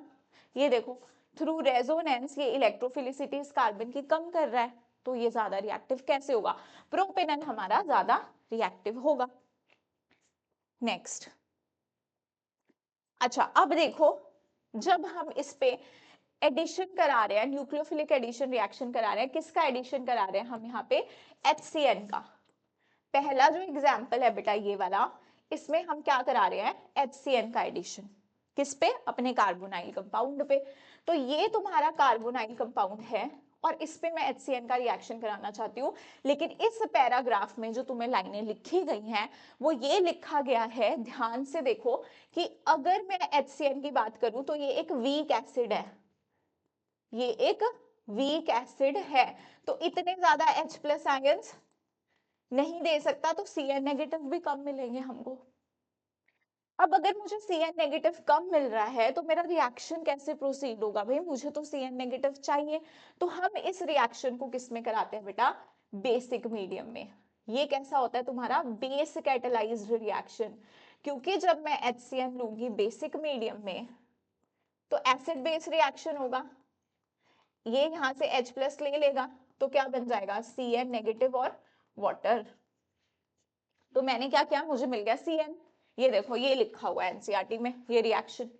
अब इस पे Cn नेगेटिव का अटैक होगा तो ये क्या करेगा, ठीक है, ऐसे अटैक हो जाएगा, तो ये बॉन्ड ऊपर गया और यहाँ पे ये Cn और ये कहीं से H प्लस, जो ये वाटर बना है हमारा, तो हमारे पास यहाँ से H प्लस ले लेगा ये, ठीक है, यहाँ से देखो ये H प्लस आ गया इसके पास और बन गया यहाँ पर कुछ इस तरह का इंटरमीडिएट।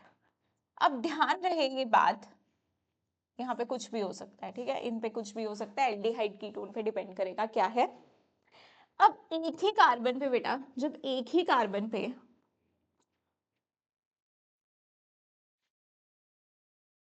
बहुत गलत बात है ना ये, जब तुम्हारे एक ही कार्बन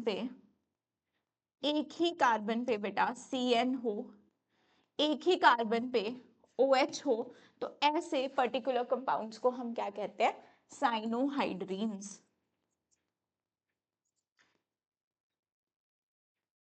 साइनोहाइड्रीन्स, इन्हें क्या कहते हैं हम लोग, साइनोहाइड्रीन। तो यहाँ पे साइनोहाइड्रीन का फॉर्मेशन हो रहा है। अब अगला इन्होंने जो रिएक्शन बताया वो बोला है addition of sodium hydrogen sulphide. Sodium hydrogen sulphide क्या होता है भाई, क्या होता है sodium hydrogen sulphide, NaHSO3। NaHSO3 का एडिशन कराना है हमको, तो कैसे होगा भाई, कैसे होगा ये मुझे बताओ, कि तुम्हारे पास एक कार्बोनाइल कंपाउंड है और उस पे Na पॉजिटिव HSO3 नेगेटिव, ऐसे होगा HSO3 नेगेटिव, ये इस पे अटैक करेगा और ये इस तरह इंटरमीडिएट बना देगा, ठीक है, OSO3H और यहाँ पे तुम्हारा ONa।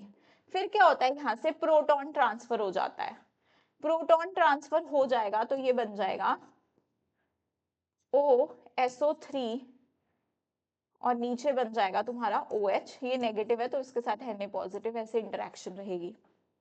तो ये तुम्हारे पास जो प्रोडक्ट बना इसे कहते हैं एडक्ट, ये बनाता है तुम्हारा बाइसल्फाइड एडिशन कंपाउंड, ये क्रिस्टलाइन होता है, ये क्रिस्टलाइन होता है, ये क्या बन गया हमारा, एडक्ट बन गया। अब इस एडक्ट की बड़ी खासियत है, देखो ये बोल रहा है हमसे कि सोडियम हाइड्रोजन, एक और लाइन यहाँ पे इंपॉर्टेंट है, देखो एक ये है कि sodium hydrogen sulphide adds to aldehyde ketones, दोनों में ऐड होता है, लेकिन position of equilibrium lies largely to right hand side for most aldehydes and for left for most ketones due to steric reasons. भाई कीटोन में दो बल्कि group होंगे तो इसके लिए ये रिएक्शन जो होगी इतनी ज्यादा फॉरवर्ड मूव नहीं करेगी, इतनी फास्ट नहीं होगी, इतना रेट नहीं होगा जितना एल्डिहाइड्स में होगा, क्योंकि वहां पे स्टीरिक हिंड्रेंस कम है। दूसरी बात बोलता है hydrogen addition compound is water soluble, ये कंपाउंड वाटर सॉल्यूबल भी है and can be converted back to original, original में हम इसे कन्वर्ट भी कर सकते हैं by treating with dilute mineral acid और alkali, therefore it is useful for separation and purification of aldehydes. अब क्योंकि ये जो कंपाउंड बन रहा है सॉलिड कंपाउंड, ये वाटर सॉल्यूबल है, मान लो मुझे एक मिक्सचर में एल्डिहाइड दे दिया और एसिड दे दिया, अल्कोहल दिया, तो मुझे एल्डिहाइड सेपरेट करना है, तो एल्डिहाइड में मैं क्या डालूंगी, सोडियम बाइसल्फाइड, वो उसके साथ एडक्ट बना लेगा, ठीक है जी। अब वो उस वाटर में कैसा होगा, सॉल्यूबल होगा, बाकी के कंपाउंड्स को मैं सेपरेट कर लूंगी, एल्डिहाइड मेरा उसमें से अलग हो जाएगा। अब मैं उसमें थोड़ा सा मिनरल एसिड डालूंगी तो मुझे वापस से उससे क्या मिल जाएगा, एल्डिहाइड मिल जाएगा, वापस से क्या मिल जाएगा, इसीलिए ये सेपरेशन के लिए यूज होता है, ठीक है जी। अब नेक्स्ट आ जाते हैं हम लोग ग्रिग्नार्ड रिएजेंट पे। ग्रिग्नार्ड रिएजेंट का रिएक्शन इन्होंने दे नहीं रखा, लेकिन तुम्हें पता होना चाहिए क्योंकि हमने ये पढ़ा है ऑलरेडी अल्कोहल फिनोल चैप्टर्स में हम पढ़ चुके हैं कि जब तुम्हारे पास एल्डिहाइड या फिर कीटोन ग्रिग्नार्ड रिएजेंट के साथ रिएक्ट करता है तो तुम्हें पता है कैसे रिएक्ट कराना है, इसको नेगेटिव, इसको पॉजिटिव, इसको पॉजिटिव, इसको नेगेटिव, नेगेटिव को जोड़ो इसके साथ, ये गया ऊपर, और पॉजिटिव को जोड़ो इसके साथ, हाइड्रोलिसिस हो जाएगी, मैं डायरेक्टली बना रही हूँ, क्या बन जाएगा, ठीक है जी। तो ये बन गया हमारे पास। इसी तरह से हम लोग क्या कर देंगे, 3 डिग्री अल्कोहल बनाना हो तो हम क्या ले लेंगे, RCO, R ग्रुप ले लेंगे। तो इस तरह से इसमें हम बाहर से ग्रिग्नार्ड रिएजेंट ऐड करवा देंगे, अगर मैंने RMgX ऐड करा दिया तो मेरे पास क्या बन जाएगा, 3 डिग्री अल्कोहल।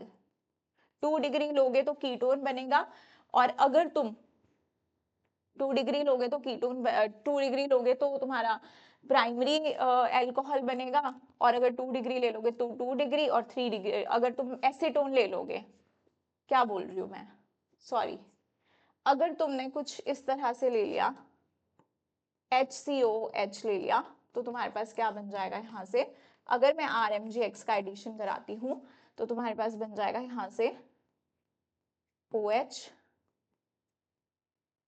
ठीक है, ये कैसा बन गया, 1 डिग्री अल्कोहल। अगर मैं ले लूं एसिटल्डिहाइड तो तुम्हारे पास यहाँ से क्या बन जाएगा, 2 डिग्री अल्कोहल, 2 डिग्री अल्कोहल, और 3 डिग्री अगर मैंने एसीटोन ले लिया, ठीक है, मतलब मैंने कुछ इस तरफ भी CH3 ले लिया, इस तरफ भी CH3 ले लिया, तो तुम्हारे पास क्या बन जाएगा, 3 डिग्री, 3 डिग्री अल्कोहल बन जाएगा। तो मतलब 1 डिग्री, 2 डिग्री, 3 डिग्री हम यहाँ से बना सकते हैं इनको यूज करके। अब अगला देखो, addition of alcohols. Addition of alcohols की बात करें तो बड़ा इंपॉर्टेंट है ये रिएक्शन भी।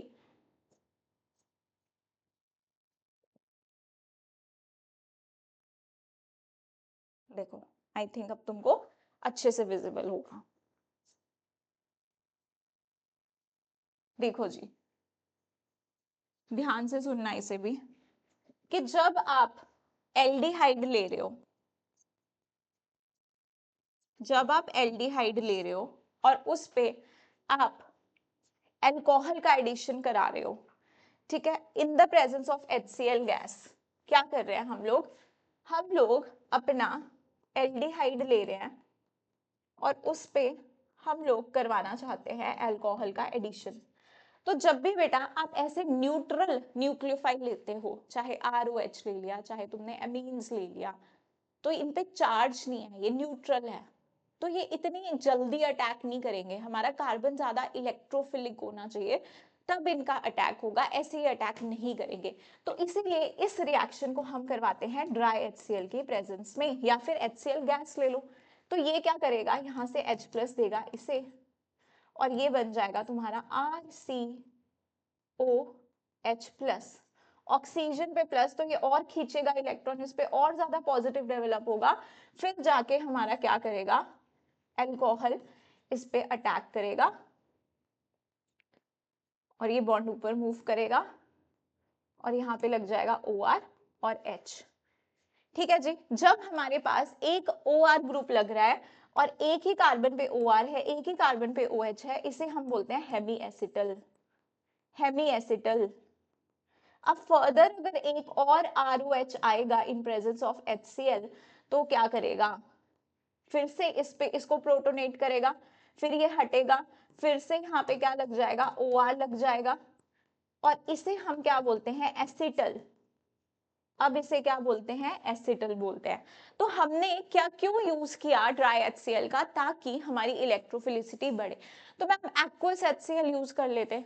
अब बेटा ध्यान से देखो, यहाँ प्रोडक्ट में वाटर बन रहा है, अगर मैं एक्वस HCl ले लूं, पानी और बढ़ेगा, प्रोडक्ट की कॉन्सेंट्रेशन बढ़ेगी, तो इक्विलिब्रियम तुम्हारा बैकवर्ड शिफ्ट होगा, इसीलिए आप HCl गैस लेते हो या फिर ड्राई HCl लेते हो। अब ये बड़े कमाल के रिएक्शन है कि प्रोटेक्शन में भी यूज होते हैं। प्रोटेक्शन बोले तो कि मैम ये जो कीटोन ग्रुप है, मान लो मुझे इसके डबल बॉन्ड के साथ, ये रिएक्टिव है, मुझे इसको क्या करना है, चेंज कर देना है, इस डबल को सिंगल सिंगल बॉन्ड में चेंज कर देना है, ताकि ये बहुत जल्दी रिएक्शन ना दे। अब मैं क्या करूंगी, मैं ले लूंगी यहाँ पे ग्लाइकोल, ये ले लिया मैंने ग्लाइकोल। अब देखो क्या होगा, इसे मैं यहाँ पे लिख के बताती हूँ तुम्हें, RC डबल बॉन्ड OR।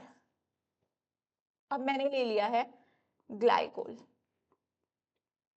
यहां से वाटर निकल जाएगा, ये वाटर निकल गया, ये क्या बन गया हमारे पास,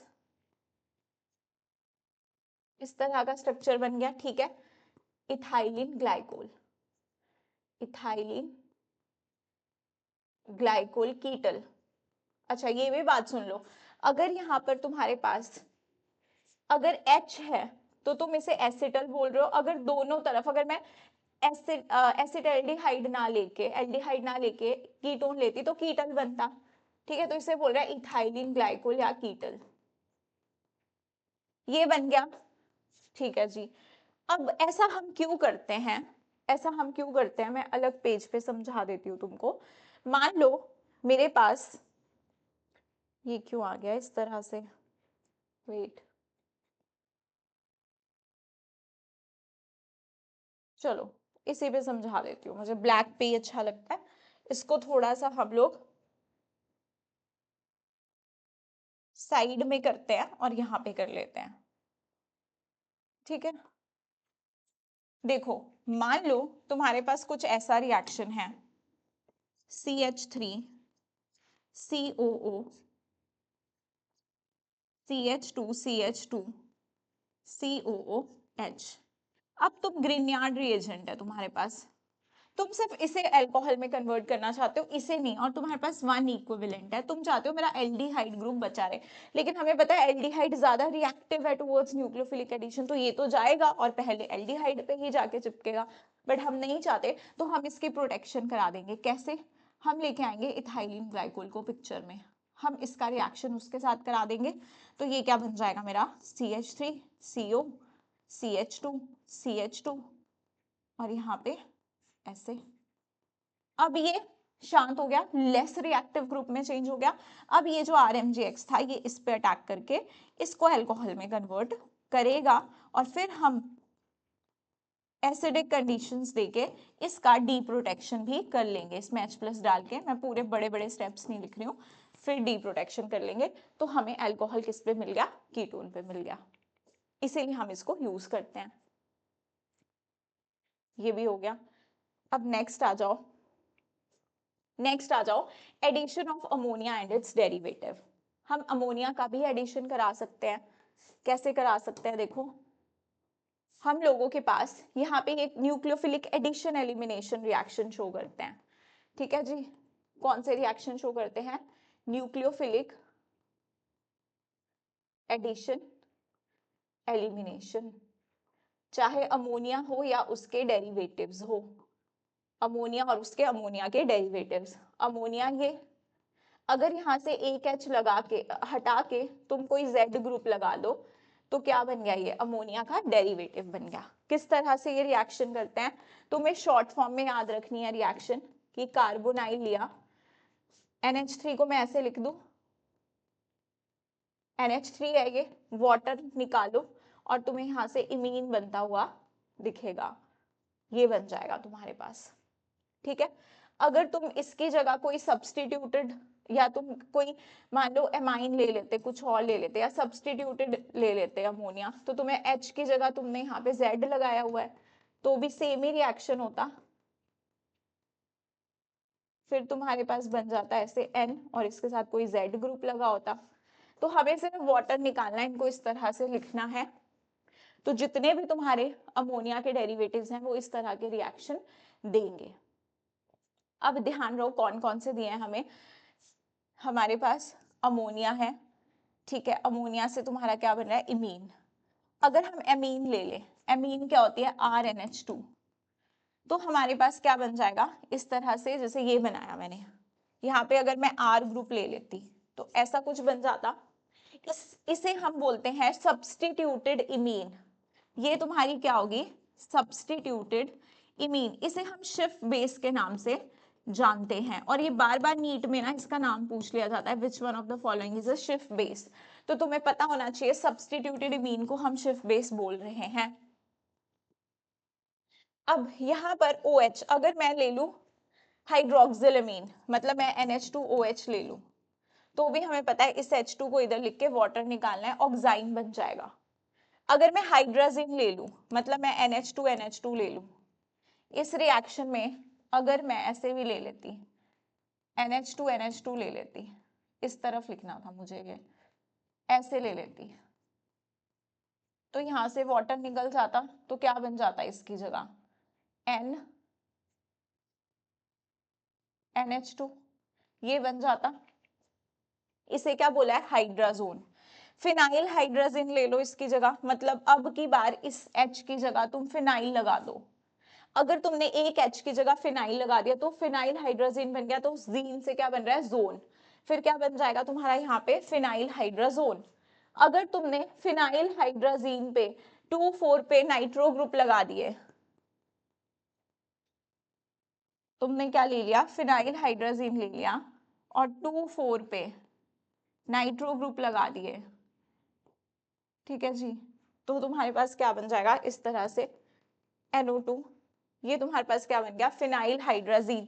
फिर यहाँ से वाटर निकलेगा तो फिनाइल हाइड्राजोन बनेगा।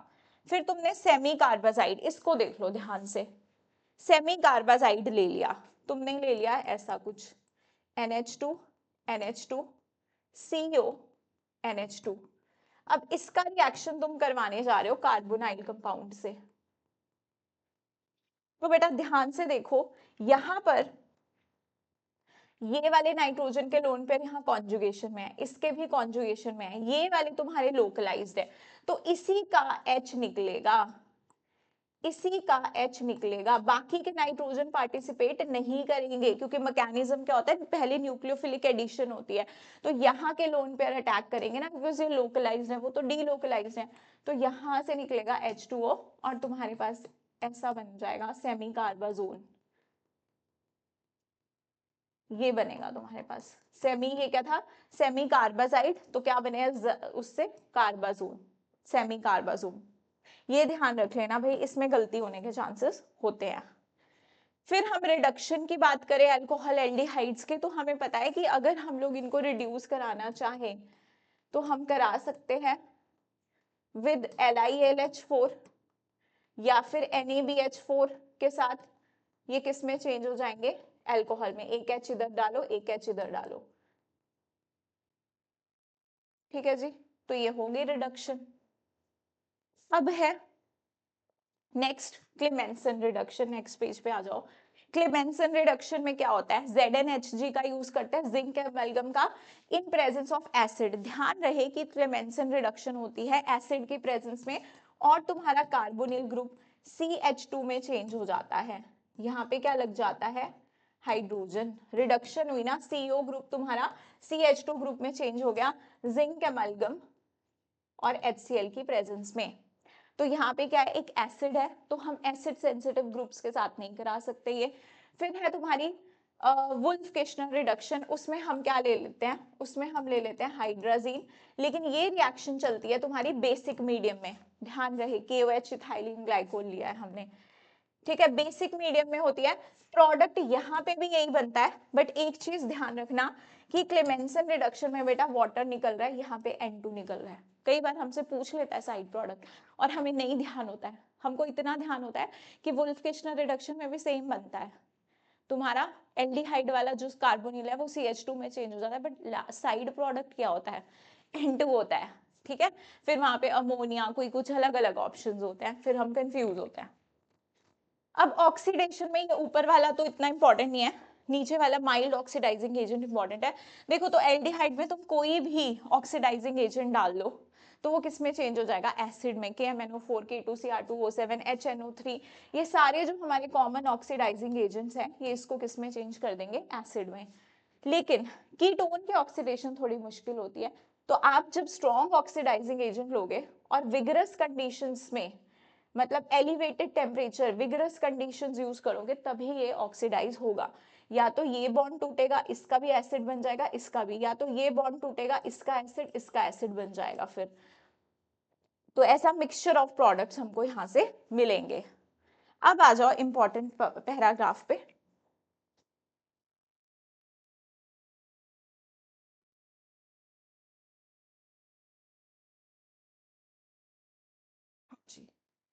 यहां से आ जाओ इंपॉर्टेंट पैराग्राफ पे तुम।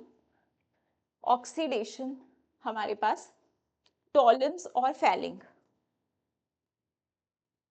तो देखो टॉलेंस टेस्ट में क्या होता है, ध्यान रहे हम लोग क्या लेते हैं, ammoniacal solution of silver nitrate लेते हैं, AgNH3 2 पॉजिटिव। यहाँ पे देखो Ag पे पॉजिटिव चार्ज है, ऐसे है ना, AgNH3 ट्वाइस पॉजिटिव।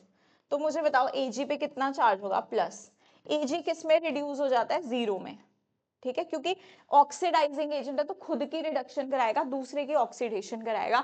तो कई बार पूछ लिया जाता है ये चीज भी, तो एल्डिहाइड को किस में चेंज कर देगा, ये कार्बोक्सिलिक एसिड के सॉल्ट में, ठीक है, एसिड के सॉल्ट में चेंज कर देगा। तो जब ये रिएक्शन हो जाती है तुम्हारे टेस्ट ट्यूब में, एक सिल्वर मिरर बन जाता है due to the formation of this silver metal, इसकी वजह से तुम्हारे एल्डिहाइड्स ऑक्सीडाइज हो जाते हैं इस रिएक्शन में।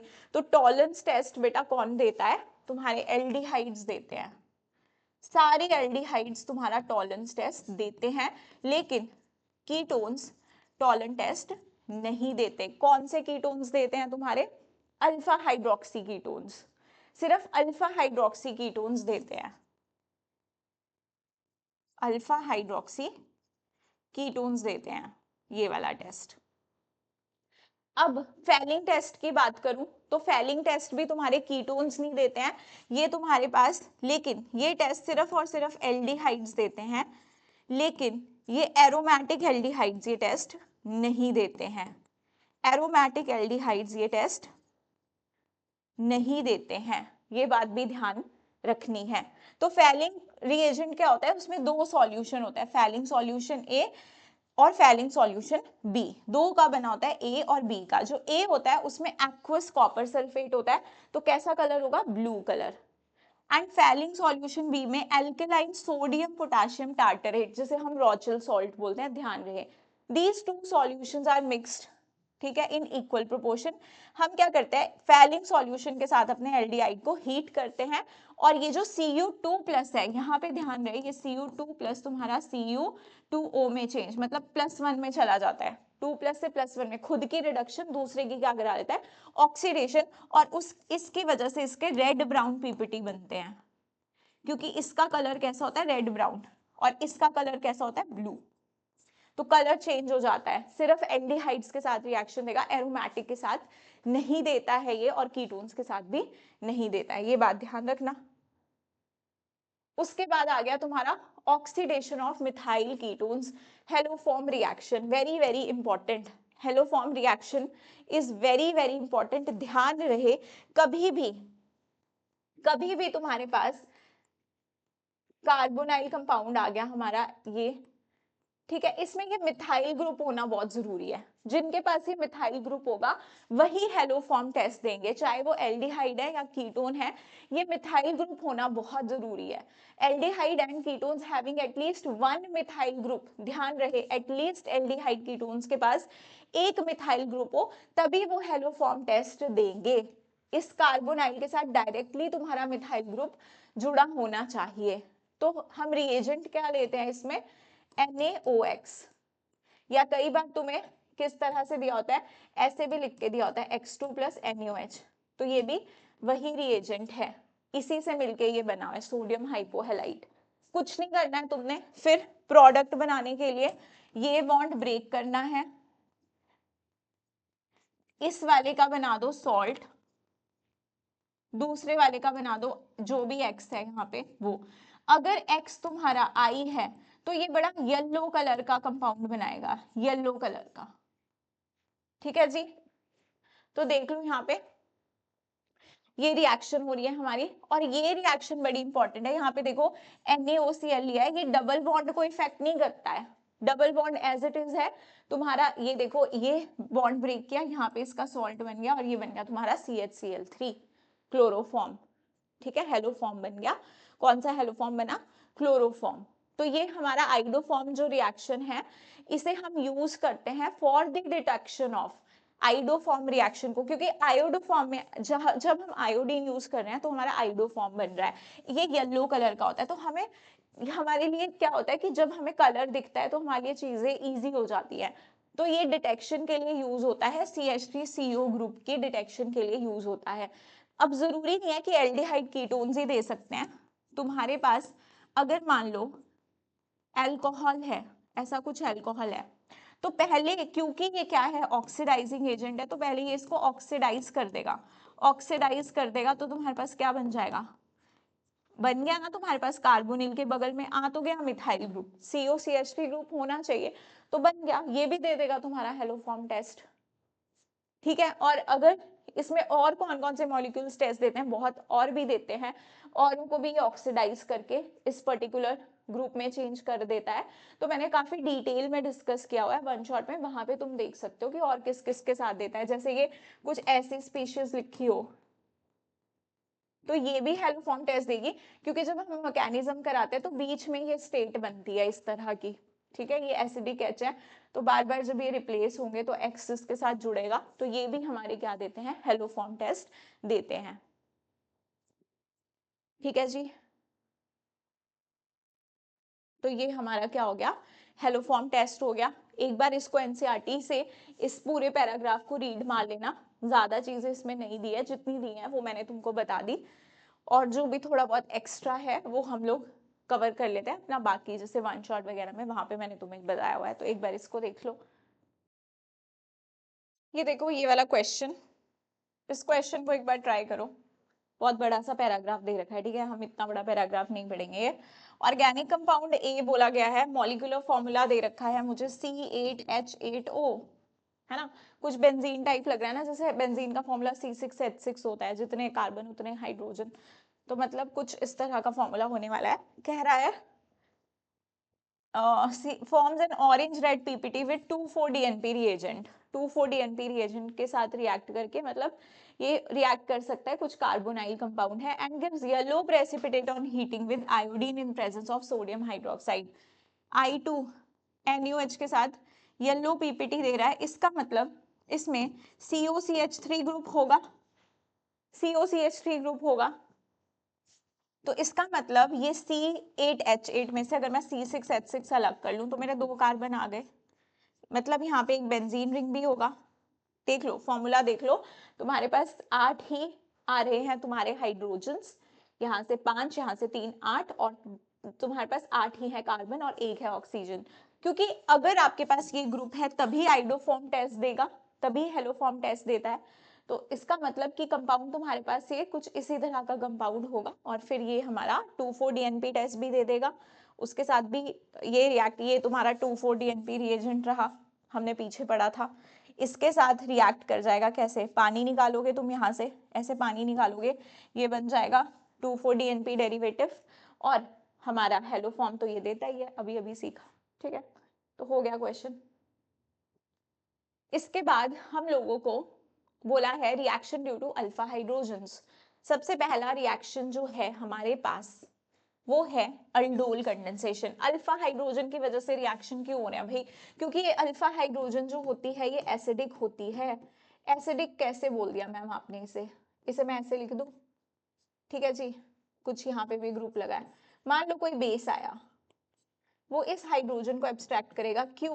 क्योंकि इसके बाद यहाँ पर जो एनाइन बनेगा वो हमारा रेजोनेंस स्टेबलाइज्ड होगा। तो वो वाली हाइड्रोजन एसिडिक होती है जिसके निकलने के बाद जो एनाइन बनता है वो किसी ना किसी फैक्टर से स्टेबलाइज होता है। तो ये जो रिएक्शन आप पढ़ते हो यहाँ पे तुम्हारे इनोलेट्स का फॉर्मेशन होता है।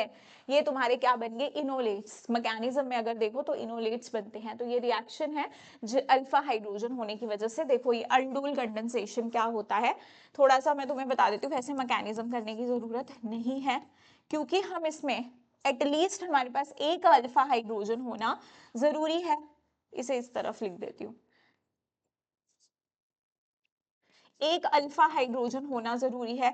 मैम अल्फा हाइड्रोजन बोले तो कार्बोनिल के बगल में जो कार्बन होगा उस पे जो हाइड्रोजन होगी उसे अल्फा हाइड्रोजन बोलेंगे।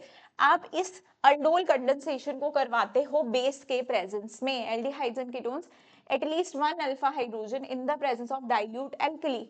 एल्कली कुछ भी ले सकते हो आप। यहाँ पे क्या ले लिया है? NaOH।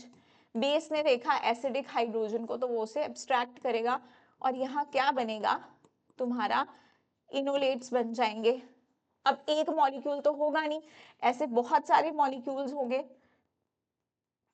तो ये क्या करेगा? यहाँ पर रिएक्शन करेगा। ये इलेक्ट्रोफिलिक सेंटर है, तो क्या बन जाएगा तुम्हारे पास? CO, CH2, C, ये H+ ले लेगा। मैं इधर ही इसी स्टेप पे लिख लूं, कहीं से H+ ले लेगा, और तुम्हारे पास बन जाएगा कुछ इस तरह का प्रोडक्ट। अब यहाँ से H निकलेगा, जब हीट कर देंगे यहाँ से OH, वाटर निकल जाएगा, तो तुम्हारे पास बन जाएगा, मैंने एक कार्बन मिस कर दिया क्या? हाँ जी। तो यहाँ पर इसने अटैक किया और ये आया हमारा नीचे, तो हमारे पास एक H यहाँ से, हाँ ठीक है, सही है, बिल्कुल सही है। तुम्हारे पास CH3H, हाँ ये सही है। तुम्हारे पास ये alpha beta unsaturated carbonyl compound बन गए। ये रहा डबल बॉन्ड, ये तुम्हारा सैचुरेशन में होना चाहिए। अगर ये सैचुरेशन में है मतलब तुमने सही प्रोडक्ट बनाया। Alpha beta unsaturated. अगर आपको हीट दी है तभी आप ये पानी निकालोगे, अगर हीट नहीं दी है तो आप सिर्फ एल्डोल बना के आओगे। इसे बोलते हैं हम एल्डोल। इसे बोलते हो तुम लोग ACP product, aldol condensation product, ठीक है जी। तो आप अल्डोल बना के आओगे। कौन सा, क्या नाम है इस अल्डोल का? इसका नाम है 3 हाइड्रोक्सी ब्यूटेनल। अल्डोल बोलते हैं इसको, क्योंकि एल्डिहाइड ग्रुप भी है और अल्कोहल ग्रुप भी है। पानी निकाल दिया तो क्या बन गया तुम्हारे पास? एल्डोल कंडेंसेशन प्रोडक्ट बन गया। अब देखो हमें ये रिएक्शन दी है acetone in presence of barium hydroxide. कोई भी बेस ले सकते हैं। तो तुम्हारे पास यहाँ पर क्या बना? 4 हाइड्रोक्सी 4 मिथाइल पेंटेनॉल। अब मैं तुम्हें इसका ना एक तरीका बता देती हूँ, आसान तरीका। हमें क्योंकि मैकेनिज्म तो करना नहीं है। अब तुमने यहाँ पे एसीटोन लिया तो तुम ऐसा करो, एक बार ऐसे लिखो, एक बार इसे ऐसे लिखो, एक बार इसे ऐसे लिखो, एक H और होगा। वाटर निकाल दो, एक का कार्बोनाइल एक का अल्फा हाइड्रोजन, एक का कार्बोनाइल ऑक्सीजन वाला पार्ट, एक के अल्फा हाइड्रोजन। निकालो, पानी निकालो, पानी निकल गया। तुम्हारे पास क्या बन गया? ACP। तुम्हारे पास बन गया ACP, ये बन गया ACP। और ध्यान रहे ये हमेशा कॉन्जुगेशन में आए। अल्फा बीटा अनसैचुरेटेड बनता है, ये अल्फा ये बीटा, अल्फा बीटा अनसैचुरेटेड। अब मान लो उस तुमसे ACP नहीं पूछा, तुमसे पूछा अल्डोल, तो तुम ACP बनाओ पहले, फिर क्या करो कि इस पे, इस डबल बॉन्ड के अराउंड अपना वाटर ऐड कराओ। एक तरफ OH ऐड कराओ, एक कार्बन पे OH ऐड कराओ, दूसरे पे H। किस तरफ OH कराओगे, इस तरफ तुम्हें पता है कि ऑक्सीजन है तो इस तरफ OH नहीं ऐड कराओगे, दूसरी तरफ करवाओगे, तो तुम्हारा यहाँ से अल्डोल प्रोडक्ट क्या बन जाएगा, हमारा अल्डोल प्रोडक्ट बन जाएगा OH यहाँ पर, और यहाँ पर CH2 C double bond O CH3, ये बन जाएगा तुम्हारा, ये देखो ये बन गया तुम्हारा कौन सा, अल्डोल बन गया, कीटोल बोल दो क्योंकि यहाँ पे ये कीटोनिक ग्रुप्स थे। तो इस तरह से शॉर्टकट मेथड से करेंगे। नेक्स्ट पे आ जाओ, क्रॉस अल्डोल। क्रॉस अल्डोल में देखो क्या किया है हमने, इसको साइड में करती हूँ, यहाँ पे मुझे लिखने को स्पेस हो जाएगा। अब देखो क्रॉस एल्डोल में तुमने एक लिया CH3 COH और एक तुमने ले लिया CH3 CH2 COOH, क्योंकि दोनों के पास अल्फा हाइड्रोजन अवेलेबल है तो ये सेल्फ अल्डोल भी कर सकते हैं। अगर मैंने बोला A, अगर मैंने बोला B, तो एक का मुझे कार्बोनाइल लेना है, एक का मुझे अल्फा हाइड्रोजन लेना है, तो मैं ए का ही कार्बोनाइल ए का ही अल्फा ले सकती हूँ, या मैं बी का ही कार्बोनाइल बी का ही अल्फा ले सकती हूँ, या फिर मैं ए का कार्बोनाइल और बी का अल्फा ले लूं, या फिर मैं बी का कार्बोनाइल और ए का अल्फा ले लूं। तो इतने प्रोडक्ट्स की पॉसिबिलिटी है मेरे पास, लेकिन इसमें जो मेजर बनता है, आप कार्बोनाइल लेते हो जो ज्यादा रिएक्टिव है, ये ज्यादा रिएक्टिव है तो आप इसका कार्बोनाइल लोगे, इसका अल्फा, तो ये वाला तुम्हारा क्या बनेगा, ये वाला तुम्हारा बनेगा मेजर, ये वाला हमारा मेजर बनता है। बट इतने सारे प्रोडक्ट्स यहाँ पर पॉसिबल होते हैं। चलिए नेक्स्ट, अब ये वाला रिएक्शन, अच्छा एक और रिएक्शन था ना यहाँ पे, एक और रिएक्शन था यहाँ पे, बेंजेल्डिहाइड वाला रिएक्शन करवाया है, अच्छा कैनिज़ेरो है ये, ठीक है। एक रिएक्शन और है क्रॉस का, ये मिटा दूं, ये तुम्हें समझ आ गया होगा।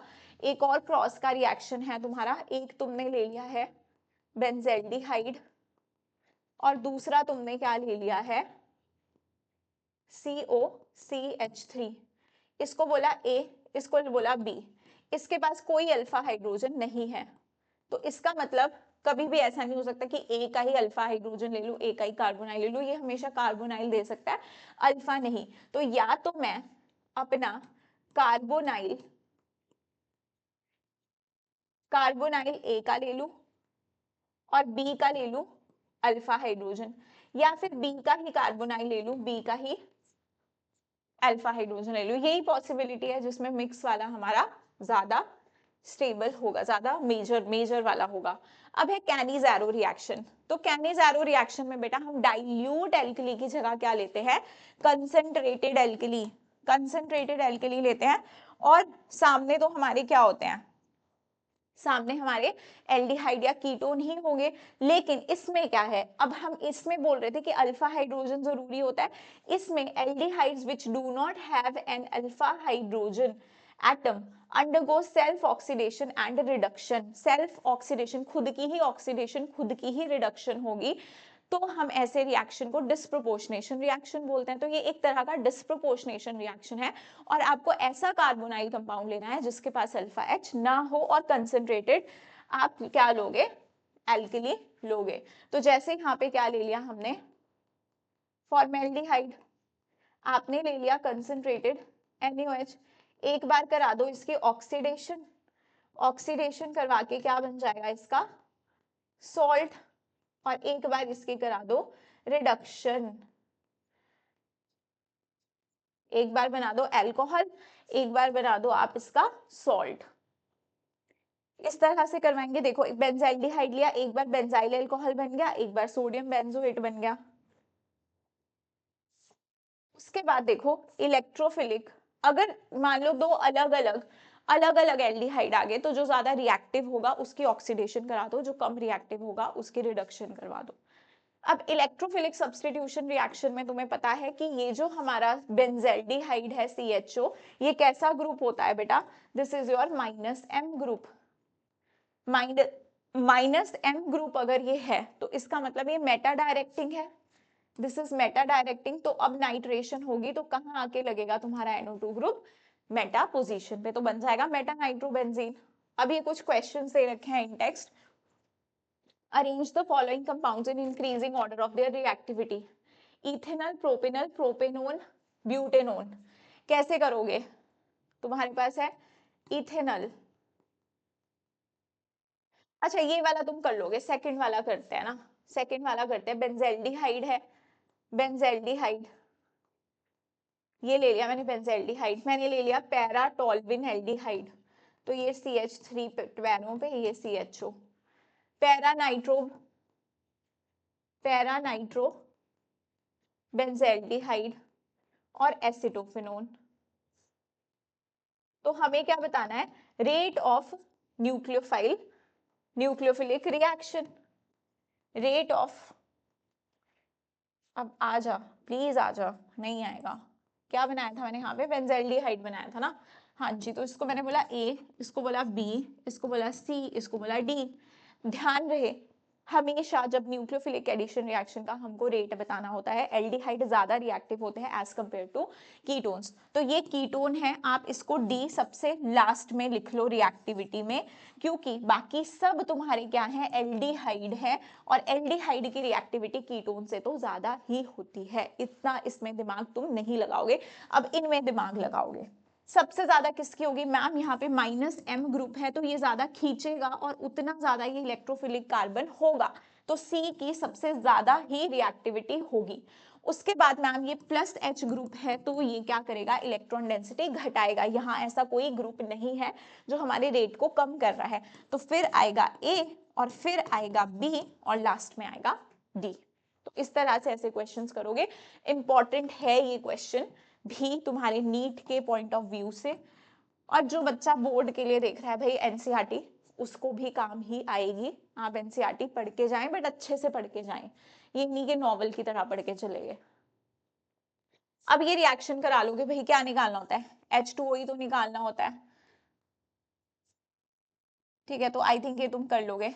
यहाँ पे ध्यान रखना ये वाला हाइड्रोजन जाएगा, क्योंकि ये वाला तो कॉन्जुगेशन में भी इन्वॉल्व है, तो यहाँ से वाटर निकालोगे, इसमें ध्यान रखना ये कॉन्जुगेशन में है, ये कॉन्जुगेशन में है, तो वाटर निकलेगा तुम्हारा यहाँ से, ठीक है जी। ये तुम्हारा सेमी कार्बाजाइड सेमी कार्बाजोन रिएक्शन मैंने पीछे ही करवाई, यहाँ पे भी देख लो क्या निकल जाएगा तुम्हारा H2O, तो ये तुम कर लोगे मुझे पता है। यूजेस देख लो एल्डिहाइड कीटोन्स के, यूजेस देख लो भाई। In chemical industry aldehydes and ketones are used as solvents, हम सॉल्वेंट्स की तरह यूज करते हैं ना इनको, फॉर्मेल्डिहाइड हो गया, ये सब हम लोग कैसे यूज करते हैं, as solvents. Starting material and reagent for synthesis of other, तो अब इतने सारे कंपाउंड्स तो इनमें से बना दिए हैं। Formaldehyde is well known as formalin, 40% solution used to preserve biological specimens, तो बायोलॉजिकल स्पेसिमेंस जो लैब में पड़े होते हैं ना, इतने सारे स्पेसिमेंस, कोई पाइला कोई कुछ कोई कुछ, वो सब इसी में प्रिजर्व करके हम लोग रखते हैं। एंड टू प्रिपेयर बेकेलाइट बनाने के भी काम आता है, phenol formaldehyde resin, urea formaldehyde, तो ऐसे बहुत सारे यूजेस है, एक बार इनको देख लेना। वेलिलीन वगैरह जो वेनिला एसेंस वगैरह होती है फ्लेवर्स के लिए हम यूज करते हैं, ये हमने स्टार्टिंग में भी पढ़ा था, तो ये सारे हमारे क्या है uses of aldehydes and ketones, ठीक है जी। यहाँ तक कंप्लीट हो गया हम लोगों का। अब आज हम लोग इसको यहीं पे एंड कर रहे हैं, जो इसका कार्बोक्सिलिक एसिड वाला पोर्शन है वो हम लोग अपना नेक्स्ट पार्ट में कर लेंगे, उसको फिनिश, उसके एनसीईआरटी को नेक्स्ट पार्ट में कर लेंगे। अभी एल्डिहाइड कीटोन्स का भी मेजर पोर्शन है, एक बार इसको बिना डिस्ट्रैक्ट हुए यार प्लीज, बिना डिस्ट्रैक्ट हुए पूरा देख लेना, छोड़ना मत। क्वेश्चन यहाँ से ही आते हैं, चाहे नीट हो, चाहे जेई मेंस हो, चाहे तुम्हारे बोर्ड एग्जाम हो, वहां पे तो आएगा ही यहाँ से। तो प्लीज इस सीरीज को अच्छे से करो, अगर तुम रिस्पॉन्स अच्छा करोगे तो हम और तुम्हारे लिए ऐसी particular NCERT line to line series लेकर आएंगे। So thank you so much for watching.